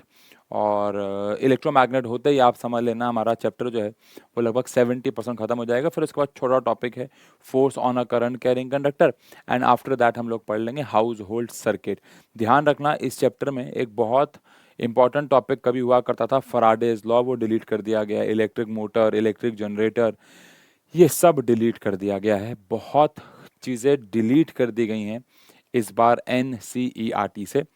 अब अगर आप NCERT, आपका स्कूल 99.99% केसेस में आप सबके स्कूल NCERT फॉलो करते हैं, बट अगर नहीं करते हैं तो आप बताइएगा, कमेंट सेक्शन पे दे दीजिएगा, हम देख लें कितने बच्चे ऐसे हैं जिनके यहाँ NCERT फॉलो नहीं हो रही है और डिलीटेड सिलेबस भी कराया जा रहा है। तो हम एक अलग से वीडियो ले आएंगे जहाँ पे डिलीटेड सिलेबस भी कराएंगे, या एक दिन हम लाइव जाके डिलीटेड सिलेबस के ऊपर बात कर लेंगे कि कब कराना है, कैसे कराना है। ठीक है, लेकिन कराएंगे अगर ज़्यादातर बच्चों के आ रहा होगा तो। ठीक है, तो यहाँ पे एक टॉपिक आता है, draw diagram to represent uniform magnetic field. देखो, क्या ऐसा कहना ठीक है कि अगर मैग्नेटिक फील्ड मैं ऐसे बनाता हूँ, मान लो अगर मैं मैग्नेटिक फील्ड ऐसे बनाता हूँ, ठीक है,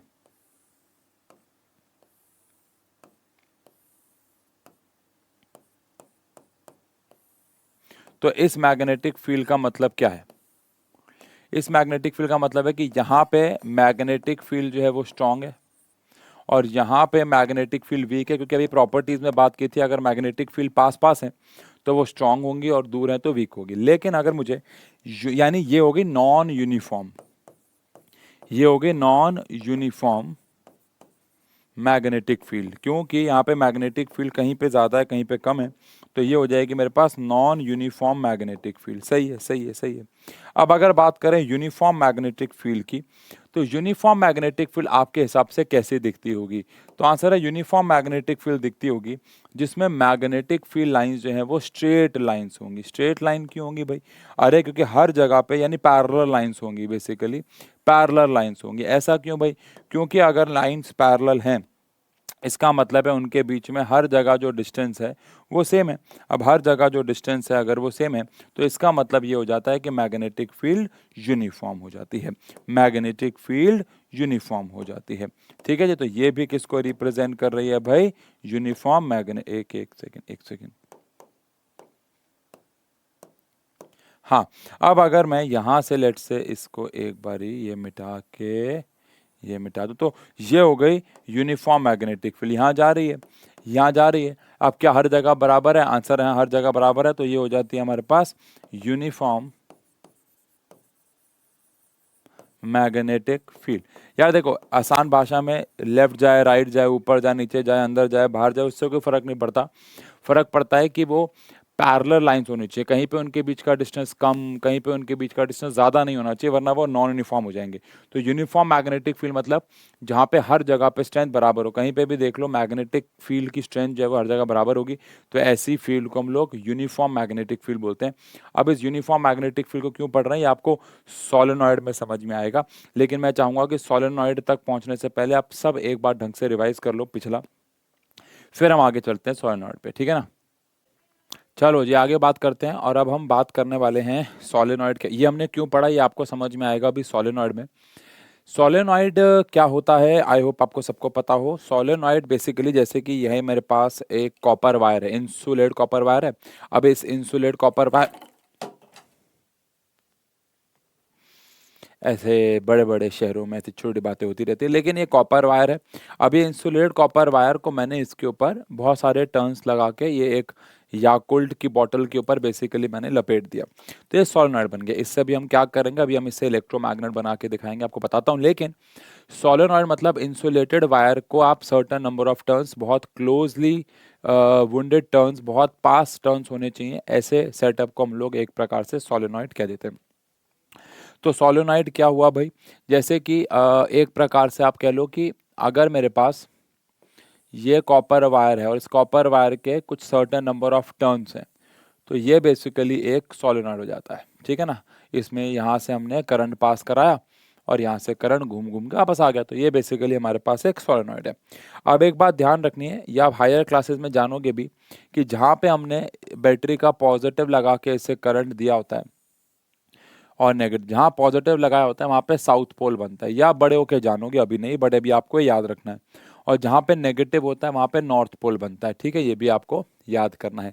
यानी उल्टा होता है, जहाँ पे नेगेटिव बनता है वहाँ पे नॉर्थ आता है, जहाँ पे पॉजिटिव बनता है वहाँ पे साउथ आता है। अब इसके लिए बनती है मैग्नेटिक फील्ड लाइंस।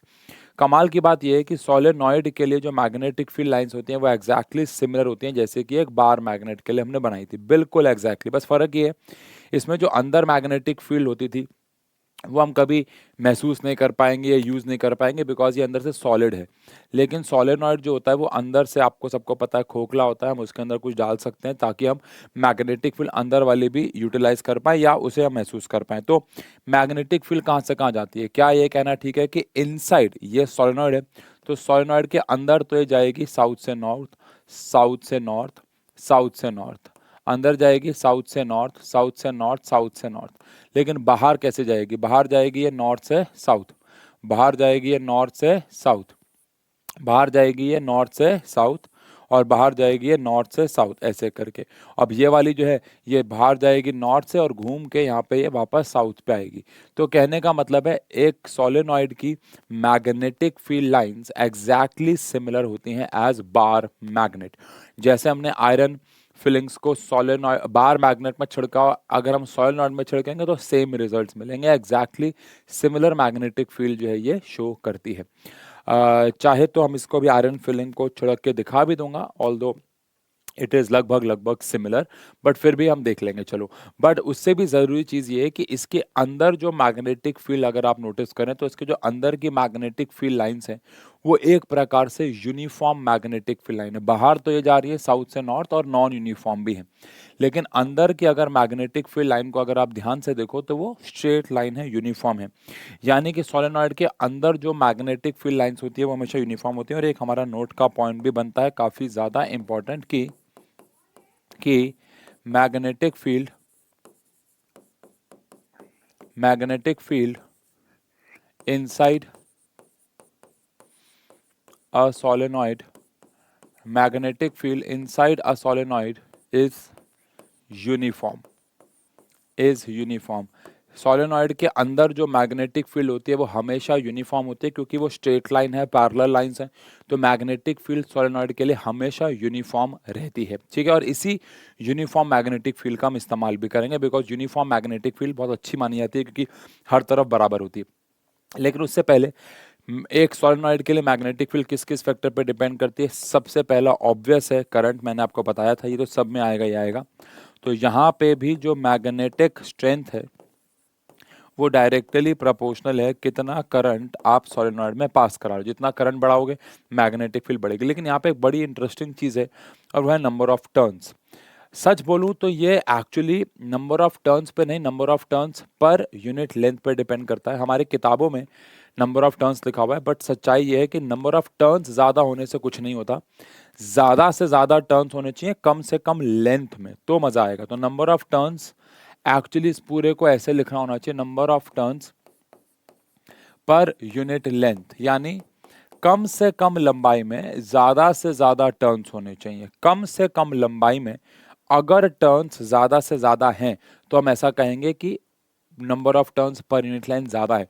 और जैसे कि मैंने इस वाले केस में टर्न्स को जितना हो सके, ऑल्दो ये बहुत रफ बनाया हुआ है, लेकिन अगर आप एक्चुअल कॉइल्स देखते हो, सोलेनॉइड्स देखते हो जो मशीन से बनाए जाते हैं, उसमें या जिनको बेचने के लिए बनाया जाता है, ये तो हमने एक बेसिक मॉडल बनाया, उसमें क्या है, नंबर ऑफ टर्न्स को जितना हो सके उतना एक दूसरे के पास रखते हैं, क्योंकि जितने ज़्यादा टर्न्स बनेंगे कम से कम लेंथ में उतना बेहतर सोलेनॉइड होगा और उतनी ज़्यादा वो क्या पैदा करेगा, मैग्नेटिक फील्ड। तो नंबर, अगर आपकी किताबों में नंबर ऑफ टर्न्स पे लिखा हुआ है तो भी आप उसको समझना कि ठीक है हम उस पर लड़ेंगे नहीं, लेकिन ये एक्चुअली में number of turns per unit length होना चाहिए। सच्चाई ये कहती है। तो number of turns per unit length, number of turns per unit length जो है ये डायरेक्टली प्रोपोर्शनल होगा मैग्नेटिक फील्ड के। जितनी ज़्यादा मैग्नेटिक फील्ड होगी, जितनी ज़्यादा मैग्नेटिक फील्ड बनानी आपको, उतनी आपको number of turns per unit length बढ़ाने होंगे। आप नंबर ऑफ टर्न्स बढ़ाओ कम लेंथ में। पहले मान लो आपने ऐसा करो, एग्जांपल लो, जैसे ये एक सोलेनॉइड है, ठीक है, और वहीं पे ये एक सोलेनॉइड है। तो नीचे वाले सोलेनॉइड में आप देख सकते हैं सेम लेंथ में नंबर ऑफ टर्न ज़्यादा है। नंबर ऑफ टर्न ज़्यादा होने की वजह से मैग्नेटिक फील्ड बढ़ जाएगी। ठीक है, and again distance from solenoid से सबको पता है, अगर आप डिस्टेंस डिस्टेंस फ्रॉम सोलेनॉइड बढ़ाओगे तो मैग्नेटिक फील्ड कम होती चली जाएगी। ये अगेन कॉमन सेंस है, जितना दूर जाओगे उतनी मैग्नेटिक फील्ड कम होगी। लेकिन सोलेनॉइड के अंदर मैग्नेटिक फील्ड यूनिफॉर्म होती है, ये पॉइंट मत भूलना, काफ़ी काम आता है। और इसी से हमारे पास आता है इलेक्ट्रोमैग्नेट। कुछ नहीं है इलेक्ट्रोमैग्नेट, देखो अगर मेरे पास एक सोलेनॉइड है, अगर मैं सोलेनॉइड के अंदर कोई एक ऐसा सब्सटेंस डाल दूं, एक ऐसी चीज़ डाल दूं जैसे लोहा या कोई भी चीज़, तो वो मैग्नेटाइज हो जाएगी, वो चुंबक बन जाएगी। अभी मैं क्या करूंगा, जैसे ये खोखली बॉटल है, इसके ऊपर कॉपर वायर है, तो इसके अंदर मैग्नेटिक फील्ड बनेगी यूनिफॉर्म। अगर मैं इसके अंदर कोई भी लोहे की चीज़ डाल दूंगा, कोई कील डाल दूंगा लोहे की, और फिर उसके बाद इसमें मैं छोटी छोटे निडल्स को अट्रैक्ट करूंगा, तो आप क्या देखोगे कि पहले बिना करंट पास कराए वो लोहा लोहा है, लेकिन करंट पास कराने के बाद ये पूरा सेटअप एक चुंबक बन जाएगा। क्यों? क्योंकि सोलेनॉइड के अंदर जो मैग्नेटिक फील्ड है वो बड़ी स्ट्रांग और यूनिफॉर्म होती है, और उसका इस्तेमाल करके, जैसे अब ये जो अंदर आप चीज़ देख रहे हो, ये वाली, ये जो आप रॉड देख रहे हो इसके अंदर लगा हुआ, ये पूरा रॉड सॉफ्ट आयरन का बना हुआ है, एक प्रकार का आयरन होता है। और ये सॉफ्ट आयरन को जैसे हमने इसके अंदर डाला, वो मैग्नेटाइज हो गया होगा, पूरा इसके अंदर डला हुआ है, और मैग्नेटाइज होकर चुंबक बन गया होगा। जैसे मैं करंट बंद करूंगा, चुंबक ये हट जाएगा, जैसे करंट पास कराऊंगा वापस चुंबक बन जाएगा। तो एक प्रकार से ये टेम्परेरी मैग्नेट्स बन जाते हैं, इनको इलेक्ट्रोमैग्नेट्स कहा जाता है। एक strong magnetic field produced by solenoid can be use to magnetise छोटे छोटे पीस ऑफ मैग्नेटिक मटेरियल जैसे कि सॉफ्ट आयरन। जैसे ही मैं उसको इस सोलेनॉइड के अंदर रखूंगा मैग्नेटाइज हो जाएगा, जैसे बाहर निकालूंगा या करंट पास कराना बंद कर दूंगा तो वो डीमैग्नेटाइज भी वापस से हो जाएगा। तो इन्हें हम कहते हैं इलेक्ट्रोमैग्नेट्स। अब इलेक्ट्रोमैग्नेट और परमानेंट मैग्नेट में फ़र्क क्या होता है? हम लोग जो जैसे कि जो हमारे घरों में फ्रिज पे चुंबक लगी होती है, हमारे मम्मी के पर्स में लगी होती है ना, उसको हम परमानेंट मैग्नेट कहते हैं। जनरली स्पीकर्स में परमानेंट मैग्नेट लगी होती है। लेकिन अगर मैं बात करूं परमानेंट मैग्नेट और इलेक्ट्रोमैग्नेट में क्या फ़र्क है, क्या फ़र्क है इलेक्ट्रोमैग्नेट में क्या फ़र्क है? तो सबसे पहला फ़र्क, सबसे फर्स्ट डिफरेंस तो ये आता है कि मैग्नेटिक फील्ड इज इसमें परमानेंट, इसमें जो मैग्नेटिक फील्ड है वो परमानेंट है। लेकिन इसमें जो मैग्नेटिक फील्ड है इज क्या? Temporary, is temporary and will exist and it will exist only when current is passed। ये सिर्फ तब एग्जिस्ट करेगी जब करंट इसमें पास करेंगे, अदरवाइज एग्जिस्ट नहीं करेगी। सेकेंड, अब ये बड़ा इंटरेस्टिंग है कि परमानेंट की हम स्ट्रेंथ को जनरली चेंज नहीं कर सकते, तो strength is fixed. Strength is fix मतलब आसानी से नहीं कर सकते, मुश्किल तरीके हैं जहाँ पे स्ट्रेंथ को बढ़ाया या कम किया जा सकता है, बट स्ट्रेंथ इज फिक्स्ड। इसकी जो स्ट्रेंथ है, इसकी जो ताकत है वो कहीं ना कहीं फिक्स्ड है। लेकिन यहाँ पे अगर बात करें तो स्ट्रेंथ कैन बी वेरीड। और आप इतना समझते हो कैसे? अगर मैं करंट के अमाउंट को चेंज करूंगा तो स्ट्रेंथ चेंज हो जाएगी, मैं नंबर ऑफ टर्न्स को चेंज करूंगा तो स्ट्रेंथ चेंज हो जाएगी। मतलब स्ट्रेंथ को चेंज करने के बहुत तरीके हैं, लेकिन हाँ ये जरूर है कि स्ट्रेंथ वेरी करेगी, स्ट्रेंथ फिक्स नहीं रहेगी, ठीक है ना। अच्छा, पोलैरिटी इज फिक्स्ड, ये बड़ा इंपॉर्टेंट है भाई। Polarity is fixed. अब पोलैरिटी इज फिक्स्ड का मतलब है कि इसमें जो नॉर्थ पोल और साउथ पोल है वो भी फिक्स्ड रहेगा, वो भी चेंज नहीं होगा। लेकिन इसमें पोलैरिटी का मतलब मैं बता दूं नॉर्थ साउथ होता है, लेकिन यहाँ पे पोलैरिटी जो है कैन बी चेंज्ड, है ना, कैन बी चेंज। आपको पता है पोलैरिटी को कैसे चेंज कर सकते हैं? अगर मैं करंट की डायरेक्शन को चेंज कर दूं, जैसे अभी फिलहाल इस वाले केस में मैंने आपको बताया जो पॉजिटिव से कनेक्टेड है वो साउथ है और जो नेगेटिव से कनेक्ट है वो नॉर्थ है। अब मैं अगर इसको चेंज कर दूं, बैटरी को चेंज कर दूं, तो यहाँ नॉर्थ आ जाएगा, यहाँ साउथ आ जाएगा। सेम इस वाले केस में भी, जैसे अभी यहाँ पे नेगेटिव है, अब अगर यहाँ नेगेटिव है तो यहाँ पे नॉर्थ पोल बना होगा, यहाँ पे नॉर्थ पोल बना होगा, और यहाँ पॉजिटिव है तो यहाँ पे साउथ पोल बना होगा। अब अगर मैं यहाँ पे उल्टा कर दूं तो इसकी पोलैरिटी भी जो है वो चेंज हो जाएगी, ठीक है जी। तो बेसिक डिफरेंस है इलेक्ट्रोमैग्नेट और परमानेंट, और दोनों ही अच्छी हैं, दोनों ही अपने काम में इंपॉर्टेंट है। जैसे अब ये बाहर मैग्नेट्स वगैरह हैं, ये तो परमानेंट मैग्नेट्स हैं, ये हमारे को ऐसी चाहिए। लेकिन मान लो मुझे कोई क्रेन बनानी है जहाँ पे मुझे लोहे का सामान उठाना है, तो वो टेम्परेरी होनी चाहिए, क्योंकि परमानेंट क्यों हो गया? अगर मैं रास्ते में कहीं जा रहा हूँ तो वो तो रास्ते के भी सामान, तुम्हारी पेंट, जिपें, घर के चम्मच सब उखाड़ते हुए ले जाएगी गाड़ी के साथ, तो वो टेम्परेरी होनी चाहिए, परमानेंट। तो दोनों अपने अपने यूज़ के हिसाब से काम कर। जैसे अब ये बैटरी एलिमिनेटर है, इसके अंदर एक चीज़ होती है बड़े के ट्रांसफार्मर, वो एक टेम्परेरी मैग्नेटाइजेशन लेता है, यानी इलेक्ट्रोमैग्नेट लेता है। तो दोनों चीज़ें अपने आप में कहीं ना कहीं डिपेंडेंट हैं, यूज़ दोनों होती हैं। अब आगे बढ़ने से पहले हम आओ एक बार इलेक्ट्रोमैग्नेट देखते हैं कि अगर मैं इसके अंदर अभी फिलहाल लोहे की कुछ चीज़ डालूंगा तो ये किसी चीज़ को अट्रैक्ट नहीं करेगा, लेकिन जैसे ही करंट पास कराऊंगा तो ये चीज़ों को मैग्नेटाइज, खुद मैग्नेटाइज होगा और चीज़ों को भी अट्रैक्ट करना शुरू कर देगा। आओ एक बार ये देखते हैं, चलो। अब ये मेरे पास एक लोहे की कील है ना, और अब इस लोहे की कील पे अगर मैं यहाँ पे ये हमारी पिंस, जो कि हमारी ये बोर्ड पिंस कहते हैं, पता नहीं क्या कहते हैं इनको, जो भी कहते हैं, ये अगर मैं पिंस, पेपर क्लिप्स कहते हैं ना शायद इनको, पेपर क्लिप्स लेता हूँ और थोड़ा पेपर क्लिप्स ले लूँ यहाँ पे, तो ये पेपर क्लिप्स आप देख सकते हैं कि कोई अट्रैक्शन, ऑब्वियस सी बात है, नहीं शो कर रहे हैं, है ना। और ये जो हमारे पास कॉपर के नंबर ऑफ टर्न्स मैंने लिए हैं सोलेनॉइड के फॉर्म में, ये भी इसको कोई अट्रैक्ट, कोई रिपेल नहीं कर रहा, और इसको इसके अंदर डालने के बाद भी ये कोई अट्रैक्शन, कोई रिपल्शन नहीं कर रहे हैं। लेकिन अगर मैं इसके साथ एक बैटरी कनेक्ट कर दूं, अब इसका पॉजिटिव और नेगेटिव, अगर मैं इसका बैटरी का पॉजिटिव और नेगेटिव यहाँ कनेक्ट कर दूं, और अब मैं अगर यहाँ से चीज़ों को अट्रैक्ट करना शुरू करूं, तो आप देख सकते हैं कि ये अट्रैक्ट होना शुरू हो गए हैं। क्यों? क्योंकि ये हमारे पास अब एक इलेक्ट्रोमैग्नेट में कन्वर्ट हो गया है, क्योंकि इस सॉलिनॉइड के अंदर जो भी मैग्नेटिक फील्ड बन रही है वो एक्चुअली में इसके अंदर पड़ी हुई कील को मैग्नेटाइज कर रही है। तो अब ये हो गया एक प्रकार से इलेक्ट्रोमैग्नेट, है ना भाई? ठीक है भाई, तो आगे बात करते हैं। अब बात करते हैं कि force on a current carrying conductor ये क्या चीज़ है। देखो होता क्या है, ये टॉपिक कोई नया टॉपिक नहीं है, ऑल्दो कई बच्चों को ये बहुत कंफ्यूजिंग लगता है, बट ये कोई नया टॉपिक नहीं है। समझना कैसे, ये टॉपिक क्या कह रहा है। एनसीईआरटी का एक डेमोन्स्ट्रेशन है जहाँ पे हमारे पास यहाँ पे एक हॉर्स शू मैग्नेट है, आप देख सकते हैं, और यहाँ पे हमारे पास एक एल्यूमिनियम रॉड है। आप सबको पता होगा एल्यूमिनियम मैग्नेट से अट्रैक्ट या रिपेल नहीं होता है। तो जब हमने यहाँ पे इस रॉड को टंगा रखा है तो ये नॉर्मली यहाँ पे टंगी हुई है, लेकिन जैसे हमने इस रॉड से करंट पास कराया ये रॉड हिलने लग गई। इसका मतलब ये है कि पहले बिना करंट पास कराए ये रॉड नहीं हिल रही थी, लेकिन करंट पास कराने के बाद ये रॉड हिलने लग गई है। इसका मतलब ये है कि ये जो रॉड है इस पे फोर्स करंट लगने के बाद लगना शुरू हुई, करंट लगने के बाद लगना शुरू हुई। इसको बोलते हैं force on a current carrying conductor kept in magnetic field. यानी अगर मैं कंडक्टर को जिसमें करंट दौड़ रहा है उसको अगर मैं मैग्नेटिक फील्ड में रख दूं तो उस पर फोर्स लगने लग जाती है। अब यहाँ दो सवाल उठते हैं, ये फोर्स क्यों लगी, करंट फ्लो करवाने से पहले क्यों नहीं लग रही थी, और दूसरा सवाल आता है मन में कि उसकी डायरेक्शन क्या होगी। तो डायरेक्शन आपको मिलेगी फ्लेमिंग लेफ्ट हैंड रूल से, अच्छे अच्छों के पसीने छूट जाते हैं, लेकिन ये पहले समझते हैं कि फोर्स लगी क्यों।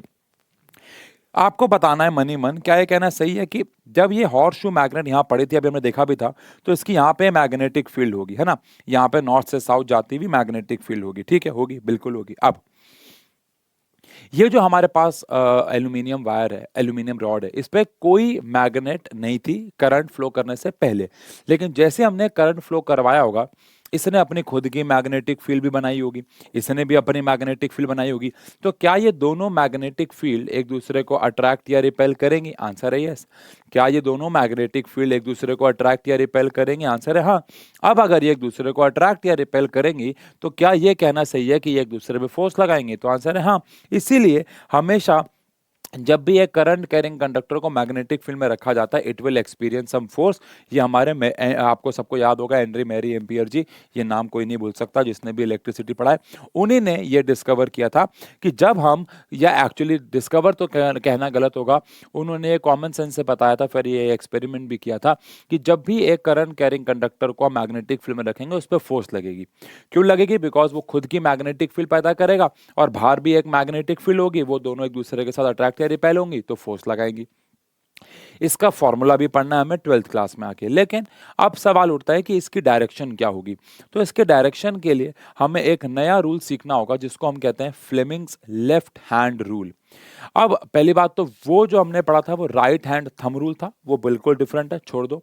ये हमारे पास है फ्लेमिंग्स लेफ्ट हैंड रूल। अब ये फ्लेमिंग्स लेफ्ट हैंड रूल की जितनी ज़्यादा प्रैक्टिस की जाए उतनी कम होती है। मैं यहाँ पे फिर भी आपको 4-5 एग्जाम्पल्स कराऊंगा, आप समझ जाओगे, नहीं तो आप इसकी खुद से भी प्रैक्टिस करना तब ये समझ में आएगा, अदरवाइज नहीं। और जब हम लाइव सेशंस में जाएंगे तो हम करेंगे। मैं आपको सलाह दूंगा कि आप अपने सबसे पहले तो एक प्रैक्टिस करेंगे, हमारा जो लेफ्ट हैंड है उसका जो थंब है उसकी जो हमारे इंडेक्स फिंगर है और जो जिसको हम 4 फिंगर भी कहते हैं, और जो हमारे मिडल फिंगर है, इन तीनों को एक दूसरे से परपेंडिकुलर रखना सीखो। देखो ये भी परपेंडिकुलर है, ये भी परपेंडिकुलर है, और ये तीनों आपस में परपेंडिकुलर है, इसको बोलते हैं mutually perpendicular to each other. अब आप जब भी फ्लेमिंग्स लेफ्ट हैंड रूल लगाओगे आप अपने कंधे को हिला सकते हो, अपने कलाई को हिला सकते हो, लेकिन आप अपने फिंगर्स को नहीं हिला सकते। आपकी फिंगर्स नहीं हिलेंगी, ये ऐसे रहेंगी। आपका कंधा हिल सकता है, आपके बाइसेप्स हिल सकते हैं, आपकी कोहनी हिल सकती है, आपकी एंकल हिल सकती है, लेकिन आप ये 3 चीजें नहीं हिलाओगे। आप कुछ भी करो, अपने खुद के शरीर को हिला लो, लेकिन ये 3 चीजें नहीं हिलनी चाहिए, ठीक है, पहली बात। दूसरी बात, अभी इनिशियली याद रखने के लिए, एग्जाम में मत करके चले जाना, इनिशियली याद करने के लिए आप अपने अंगूठे पे लिख सकते हो फोर्स। आप अपने अंगूठे पे लिख सकते हो फोर्स, क्योंकि अंगूठा फोर्स के डायरेक्शन में होने वाला है, ठीक है। और आप अपने 4 फिंगर पे रख सकते हो, लिख सकते हो मैग्नेटिक फील्ड, छोटा सा लिख लो, चाहे एम लिख लो या जैसे भी लिखना, मैग्नेटिक फील्ड। और अपने मिडल फिंगर पे आप करंट लिख लो, छोटा सा, ठीक है, या आई लिख लो या करंट लिख लो। ये लिखना क्यों जरूरी है? ताकि अभी आपको याद नहीं है तो आप कंफ्यूज हो गए, अभी आप देख के आंसर दे दोगे, धीरे धीरे याद भी हो जाएगा। अंगूठे पे लिख लो, अभी लिख लो, अभी अभी बैठे बैठे अंगूठे पे लिख लीजिए जल्दी जल्दी फोर्स, फोर फिंगर पे लिख लीजिए आप लोग मैग्नेटिक फील्ड, और अपने मिडल फिंगर पे लिख लीजिए करंट। ठीक है जी, इतना लिख लिया। अब ये रूल क्या कहता है? ये रूल कहता है कि जब भी आप एक करंट कैरिंग कंडक्टर को मैग्नेटिक फील्ड में रखोगे, उस पर फोर्स लगेगी, उसकी फोर्स के डायरेक्शन निकालने के लिए हम ये रूल लगा सकते हैं। इस रूल में सबसे पहला है कि आपको इन तीनों को परपेंडिकुलर रखना है। आपकी जो फोर फिंगर है वो मैग्नेटिक फील्ड की डायरेक्शन में रखनी है, और आपको अपनी मिडल फिंगर करंट के डायरेक्शन में रखनी है। तो जहां पे भी आपका अंगूठा ऑटोमेटिकली आएगा वो डायरेक्शन ऑफ फोर्स होगी, वो डायरेक्शन ऑफ फोर्स होगी। आओ जरा समझे इसका मतलब क्या है। देखो ध्यान से, मान लो इधर की तरफ मैग्नेटिक फील्ड जा रही है और नीचे की तरफ करंट है, ठीक है ना। अब आपको एक वायर है जिसमें नीचे की तरफ करंट है और मैग्नेटिक फील्ड इधर जा रही है, तो आपको फोर्स की डायरेक्शन निकालनी है। हम इस बोर्ड के रिस्पेक्ट में काम कर रहे हैं, तो सबसे पहली बात तीनों को आपस में परपेंडिकुलर रखेंगे। अब मैग्नेटिक फील्ड की डायरेक्शन में, मैग्नेटिक फील्ड की डायरेक्शन में, मैग्नेटिक फील्ड के डायरेक्शन में कौन आ गया भाई? तो मैग्नेटिक फील्ड के डायरेक्शन में मेरा आ गया भैया फोर फिंगर, यानी कि मेरी इंडेक्स फिंगर। करंट के डायरेक्शन में देखो मैंने क्या रखा हुआ है, मेरी मिडल फिंगर। तो अंगूठा मेरा बाहर आ गया। अब अगर अंगूठा मेरा बाहर आ गया, इसका मतलब है फोर्स की डायरेक्शन आउटवर्ड हो जाएगी। इसका मतलब है फोर्स की डायरेक्शन आउटवर्ड हो जाएगी, आउटवर्ड। ठीक है, आओ चार कराऊंगा, समझ जाओगे आप। ऊपर की तरफ जा रही है मान लो मैग्नेटिक फील्ड, और इधर की तरफ मान लो करंट जा रहा है, ठीक है ना। ऊपर की तरफ जा रही है मैग्नेटिक फील्ड, इधर की तरफ करंट। तो अगेन आप कुछ भी कर लो, आप ये तीन नहीं लाओगे। अब ऊपर की तरफ मैग्नेटिक फील्ड है, तो मेरी जो फोर फिंगर आएगी वो ऊपर की तरफ आएगी, लेकिन करंट इधर है तो मेरी मिडल फिंगर इधर आएगी। तो मेरा अंगूठा जो आ रहा है वो इनवर्ड आ रहा है, इनवर्ड। अगर अंगूठा मेरा इनवर्ड आ रहा है तो जो फोर्स की डायरेक्शन हो जाएगी वो इनवर्ड हो जाएगी, वो इनवर्ड हो जाएगी। ठीक है जी। जैसे कि मान लो अगर मैं एक और एग्जांपल लूं कि मैग्नेटिक फील्ड तो इधर है, लेकिन करंट जो है, करंट आई जो है, आई वो इनवर्ड है। इस बार थोड़ा ध्यान देना, करंट इनवर्ड है, ठीक है। अब ध्यान दो, मैग्नेटिक फील्ड इधर है तो मेरी ये वाली फिंगर तो इधर आ गई, लेकिन करंट अंदर, यानी मेरी जो मिडल फिंगर है वो बोर्ड के अंदर की तरफ जाएगी, क्योंकि मैग्नेटिक फील्ड तो इधर है लेकिन करंट नीचे नहीं है, करंट बोर्ड के अंदर है। तो अंगूठा मेरा कहाँ आ गया? नीचे आ गया। अगर अंगूठा नीचे आ गया तो फोर्स की डायरेक्शन आ गई डाउनवर्ड्स। हम सब बोर्ड के रिस्पेक्ट में कर रहे हैं, आप भी बोर्ड के रिस्पेक्ट में करोगे, फोर्स आगे डाउनवर्ड। ठीक है। अब एक चौथा दे रहा हूं, टाइम स्टैम्प देख लेना कितना है। टाइम स्टैम्प के हिसाब से कमेंट सेक्शन में आंसर देना सभी को, ठीक है। अगर मैग्नेटिक फील्ड इधर है, यानी कि इधर बोर्ड के रिस्पेक्ट में, और करंट जो है वो आउटवर्ड है, बाहर की तरफ करंट आ रहा है, जल्दी से आपको फोर्स की डायरेक्शन बतानी है, जल्दी से। दोबारा बोल रहा हूं, करंट इधर है लेकिन सॉरी मैग्नेटिक फील्ड इधर है लेकिन करंट बाहर है, जल्दी से फोर्स की डायरेक्शन, जल्दी से फोर्स की डायरेक्शन बता दो क्या होगी, खटाक से। ज्यादा देर बिल्कुल नहीं लगनी चाहिए इसमें, बहुत इजी सवाल दिया है मैंने।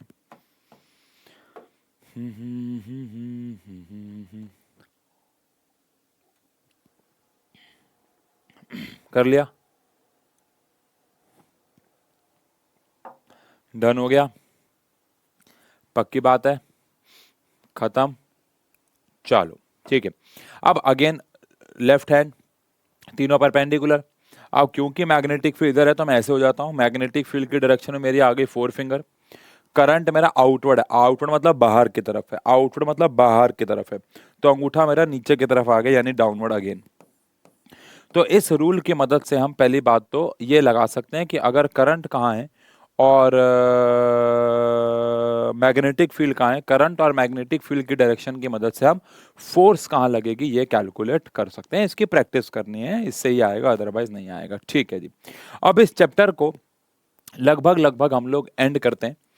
और इस लगभग, वैसे मैंने बताया था अगर आपके पास पुरानी एनसीईआरटी, नई वाली एनसीईआरटी है तो आप समझ रहे हो, पुरानी एनसीईआरटी है तो फराडेज लॉ भी होगा, इलेक्ट्रिक मोटर भी होगी, जनरेटर भी होगा, है ना, एसी डीसी भी रहेगा, सब रहेगा। लेकिन अभी अगर बात करें तो हमारे पास आता है डोमेस्टिक सर्किट।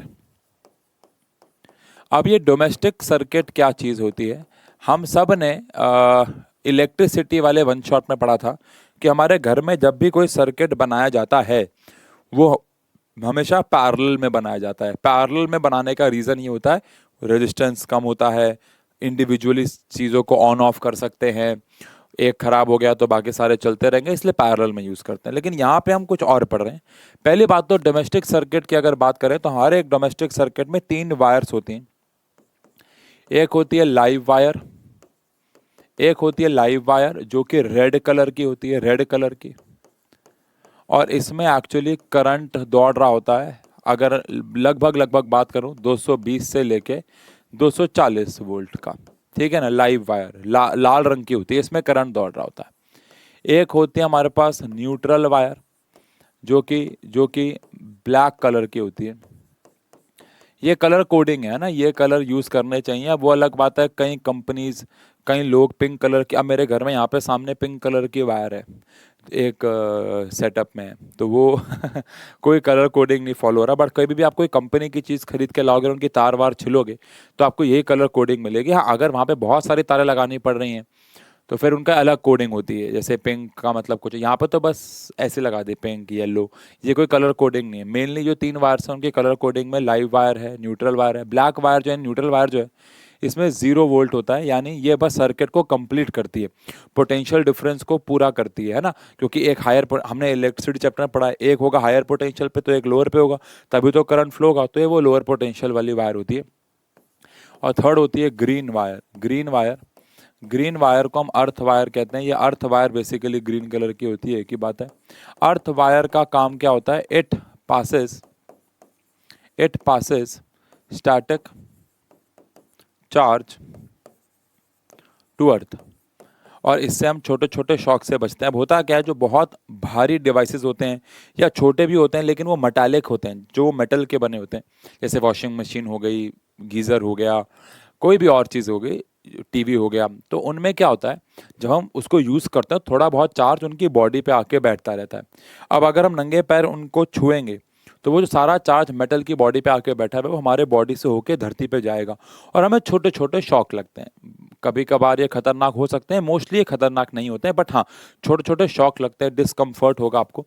तो वो ना हो तो हम क्या करते हैं, एक वायर लेते हैं ग्रीन कलर की, अभी डायग्राम में भी समझेंगे हम, और वो इसके बॉडी से टच करके इसको सीधा अर्थ पर डाल देते हैं, धरती पर डाल देते हैं। इसको हम लोग बोल देते हैं अर्थ वायर, ठीक है ना, क्योंकि वो सारा स्टैटिक चार्ज अर्थ पे ले जाता है। अब ये तीनों वायर एक्चुअली में हमारे घर के अंदर सेटअप वाइज कैसे बैठी होती हैं, तो अगेन बहुत अलग अलग तरीके से यहाँ पे सेटअप बन सकता है। बट ये हमारे पास एक मान लो हमारे घर का मीटर है, ठीक है ना। अब हमारे घर के मीटर में हमारे पास यहाँ से लाइव वायर आई, रेड कलर की लाइव वायर आई, ठीक है। तो लाइव वायर यहाँ से आई और यहाँ से अटैच होके वापस निकली, ठीक है। लेकिन वहीं पे अब मैं यहाँ पे ब्लैक तो नहीं बना सकता, तो मैं यहाँ पे ये वाले कलर को न्यूट्रल वायर के रूप में यूज़ कर रहा हूँ। न्यूट्रल वायर मीटर से जाए ये ज़रूरी नहीं है, मीटर से पास करा भी सकते हो, नहीं भी कराओगे चलेगा, बिकॉज मीटर से ऐसे उसका कोई काम नहीं होता है, ठीक है। इसके बाद जो लाइव वायर है वो किसी से और चीज़ से भी होके जाती है, और उस चीज़ का नाम आप सबको पता है, वो है फ्यूज़, है ना। मैं भी इन पे लिखूंगा भी, वो है फ्यूज़। तो ये लाइव वायर फ्यूज़ से होते हुए भी जाएगी, यहाँ पे बीच में एक फ्यूज़ लगा होगा जो कि जनरली कॉपर का बना होता है, और उससे होते होते फिर ये हमारे घर में आ जाएगी, ठीक है, हमारे घर में आ जाएगी। हमारे घर में हमारे स्विच बोर्ड लगे होते हैं। अब स्विच बोर्ड में मान लेते हैं हमारे पास की, स्विच बोर्ड में मान लेते हैं हमारे पास की 3 स्विच हैं, ठीक है। एक लाल तो नहीं बनाएंगे, लाल तो नहीं बनाएंगे, 1 2 3। अब उन स्विच बोर्ड में ऐसे करके 3 ऐसे करके छेद हैं, सॉकेट जिसको कहते हो आप, ठीक है ना। अब उनमें से हर एक में ये हमारी लाइव वायर टच हो जाएगी। जैसे यहाँ पे जाके टच हो गई, यही वाली वायर यहाँ जाके टच हो गई, और ये वायर यहाँ जाके टच हो गई, सबका एक एक हिस्से में चले गई। अब जो ग्रीन वायर है यानी जो अर्थ वायर है वो सबसे टॉप पे होती है जनरली, ठीक है ना। तो यहाँ पे यहाँ पे यहाँ पे है, और ये सारी टच होके हमारी अर्थ पर चली गई। अर्थ मतलब कि भाई ज़मीन पर जाके टच हो गई, वो हमारे मीटर के पीछे पीछे से पूरा सेटअप होता है। लेकिन अभी भी सर्किट तो पूरा नहीं होगा, तो यहीं से हमारी आएगी कौन सी वायर भाई, न्यूट्रल वायर। और न्यूट्रल वायर इसमें जाके फिक्स हो जाएगी इस तीसरे वाले में, ताकि सर्किट कंप्लीट हो जाए। तो ये बेसिकली हमारे घर का हाउस होल्ड सर्किट है। तो ये हमारे घर का हो गया मीटर, ये हमारे घर का हो गया फ्यूज़, और यहाँ से कहीं से पीछे से पावर सप्लाई आ रही है, ट्रांसमीटर वगैरह भी होगा कहीं ना कहीं, ट्रांसफार्मर भी होगा, लेकिन पावर सप्लाई आ रही है। तो ये कुछ रफली बात करें तो हमारे घर का सर्किट ऐसा दिखता है। हमारे घर में जो करंट आता है वो एसी होता है, यानी ऑल्टरनेटिंग होता है। एसी डीसी सिलेबस से चला गया, बट अगर मैं शॉर्ट में समझाऊं, आप चाहे कहीं पे लिखना चाहो लिख लो। एसी वो करंट होता है, ऑल्टरनेटिंग करंट, जिसकी डायरेक्शन बार बार चेंज होती रहती है, ठीक है ना। मैं अगर यहाँ पे शॉर्ट में समझा दूं, तो एसी मतलब कि ऑल्टरनेटिंग करंट एक ऐसा करंट होता है जो विद टाइम अपनी डायरेक्शन को और वैल्यू को दोनों को चेंज करता है।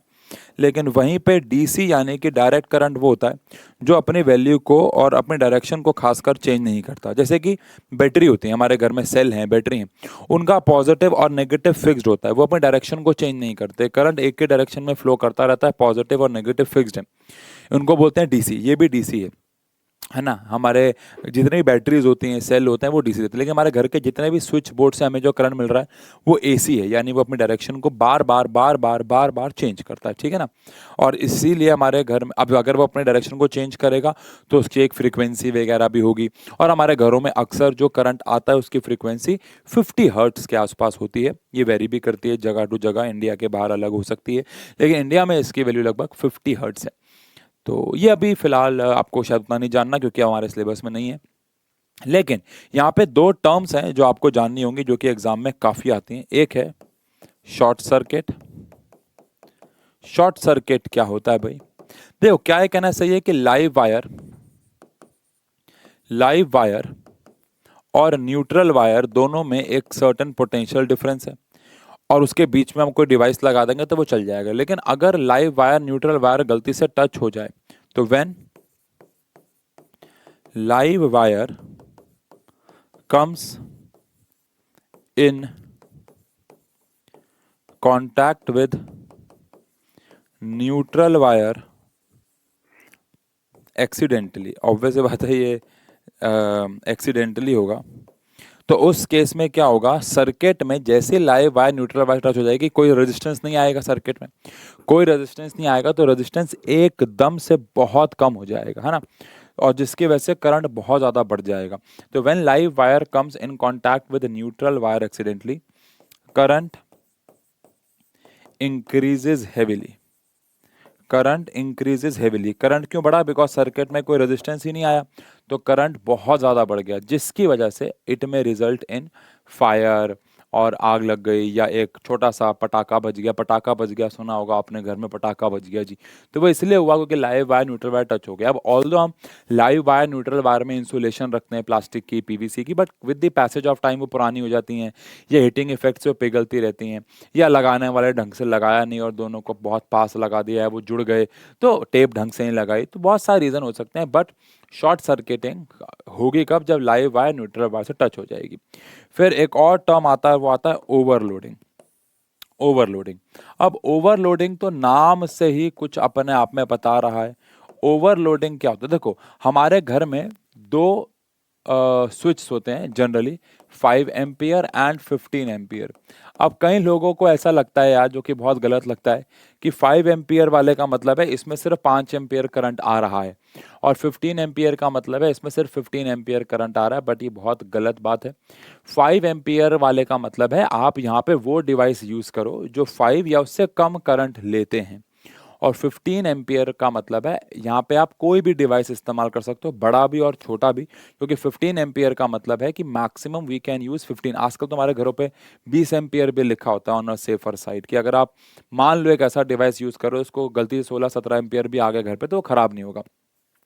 पॉइंट समझना, 15 एम्पियर वाले पे आप कुछ भी चलाओ, चार्जर चलाओ चाहे गीजर चलाओ, लेकिन 5 एम्पियर वाले पे आप चार्जर तो चला सकते हो लेकिन गीजर नहीं, क्योंकि उसकी लिमिट 5 एम्पियर है।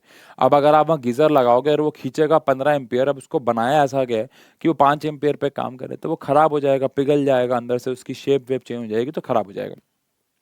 तो ओवरलोड का मतलब आप समझ गए, when we use multiple devices on single socket, or we basically overload the socket. अगर हम सॉकेट को ओवरलोड कर दें, ओवरलोड का मतलब 5 एम्पियर वाली जगह पे 15 वाली चीज चला रहे हैं, या एक ही जगह पे आपने देखा होगा मल्टीपिन प्लग लगा देते हैं, मल्टीपिन प्लग लगाया, उसके नीचे इधर उधर उधर फलाना ढमकाना, फिर एक और ऐसे करके पूरी दुनिया बना दी वहां पे, जो वो गलत हो जाता है क्योंकि वो ओवरलोडिंग हो गई है। एक्सटेंशन बोर्ड भी सही चीज़ नहीं है, क्योंकि एक्सटेंशन बोर्ड भी तो एक प्रकार से ओवरलोडिंग ही होते हैं, इसलिए कभी भी एक्सटेंशन बोर्ड कोई अच्छी कंपनी का आपको नहीं मिलेगा, वो हमेशा लोकली मिलते हैं। रीज़न ये है ना, क्योंकि वो बनाने नहीं है, गलत है ना यूज़ करना एक्सटेंशन बोर्ड, क्योंकि आपने एक ही स्विच पे वहाँ पे एक चीज़ को लगाया, अब उसी पे आप मल्टीपल चीज़ लगा रहे हो, तो वो ओवरलोडिंग हो जाएगी। एंड ओवरलोडिंग में result in short circuiting, overloading से ही शॉर्ट सर्किटिंग भी होती है, क्योंकि ओवरलोडिंग होगा तो हीटिंग इफेक्ट पैदा होगा, पिघलेंगी, वायर चिपक जाएंगे, तो शॉर्ट सर्किटिंग होगी। एक बड़ा प्यारा सवाल है कि ओवरलोडिंग से कैसे बच सकते हैं, एनसीईआरटी का सवाल है, आओ डिस्कस कर लें। पहला, मल्टीपिन प्लग का इस्तेमाल ना करें, सही रेटिंग पे सही डिवाइस चलाएं, 5 एम्पियर पे 5 या उससे नीचे वाले, और 15 एम्पियर पे कोई भी डिवाइस चलाएं। तो ये छोटी छोटी बातें, अच्छी क्वालिटी ऑफ वायर्स का इस्तेमाल करें, सॉकेट्स का इस्तेमाल करें इन सब से बचने के लिए। तो बस ठीक है। तो आई होप आपको ये प्यारा सा छोटा सा वन शॉट अच्छा लगा हो, क्योंकि यहाँ पे बहुत सारी चीज़ें डिलीट हो गई हैं। और बस मिलते हैं ऐसे और वन शॉट्स के साथ। और इस वाले वन शॉट में हम लोग क्वेश्चन नहीं कर रहे हैं, हम हर बार ऐसा करते हैं, हम लाइव जाके करेंगे। और आज अगर आप देख रहे हैं इस वन शॉट को, तो आज हम लोग लास्ट को एक इवेंट के लिए भी लाइव जा रहे हैं। बड़ा अच्छा इवेंट है, कोई पेड कोर्स नहीं वहाँ पे लॉन्च हो रहा। हम वहाँ पे यूट्यूब की एक नई सीरीज़, वर्ल्ड कप सीरीज़ के बारे में बात करने जा रहे हैं। बड़ी प्यारी सीरीज़ है, उसमें भी ज्वाइन होइएगा। और बस एक प्यारा सा कमेंट छोड़ के जाइएगा नीचे, अगर ये वन शॉट अच्छा लगा तो। Thank you so much, thank you.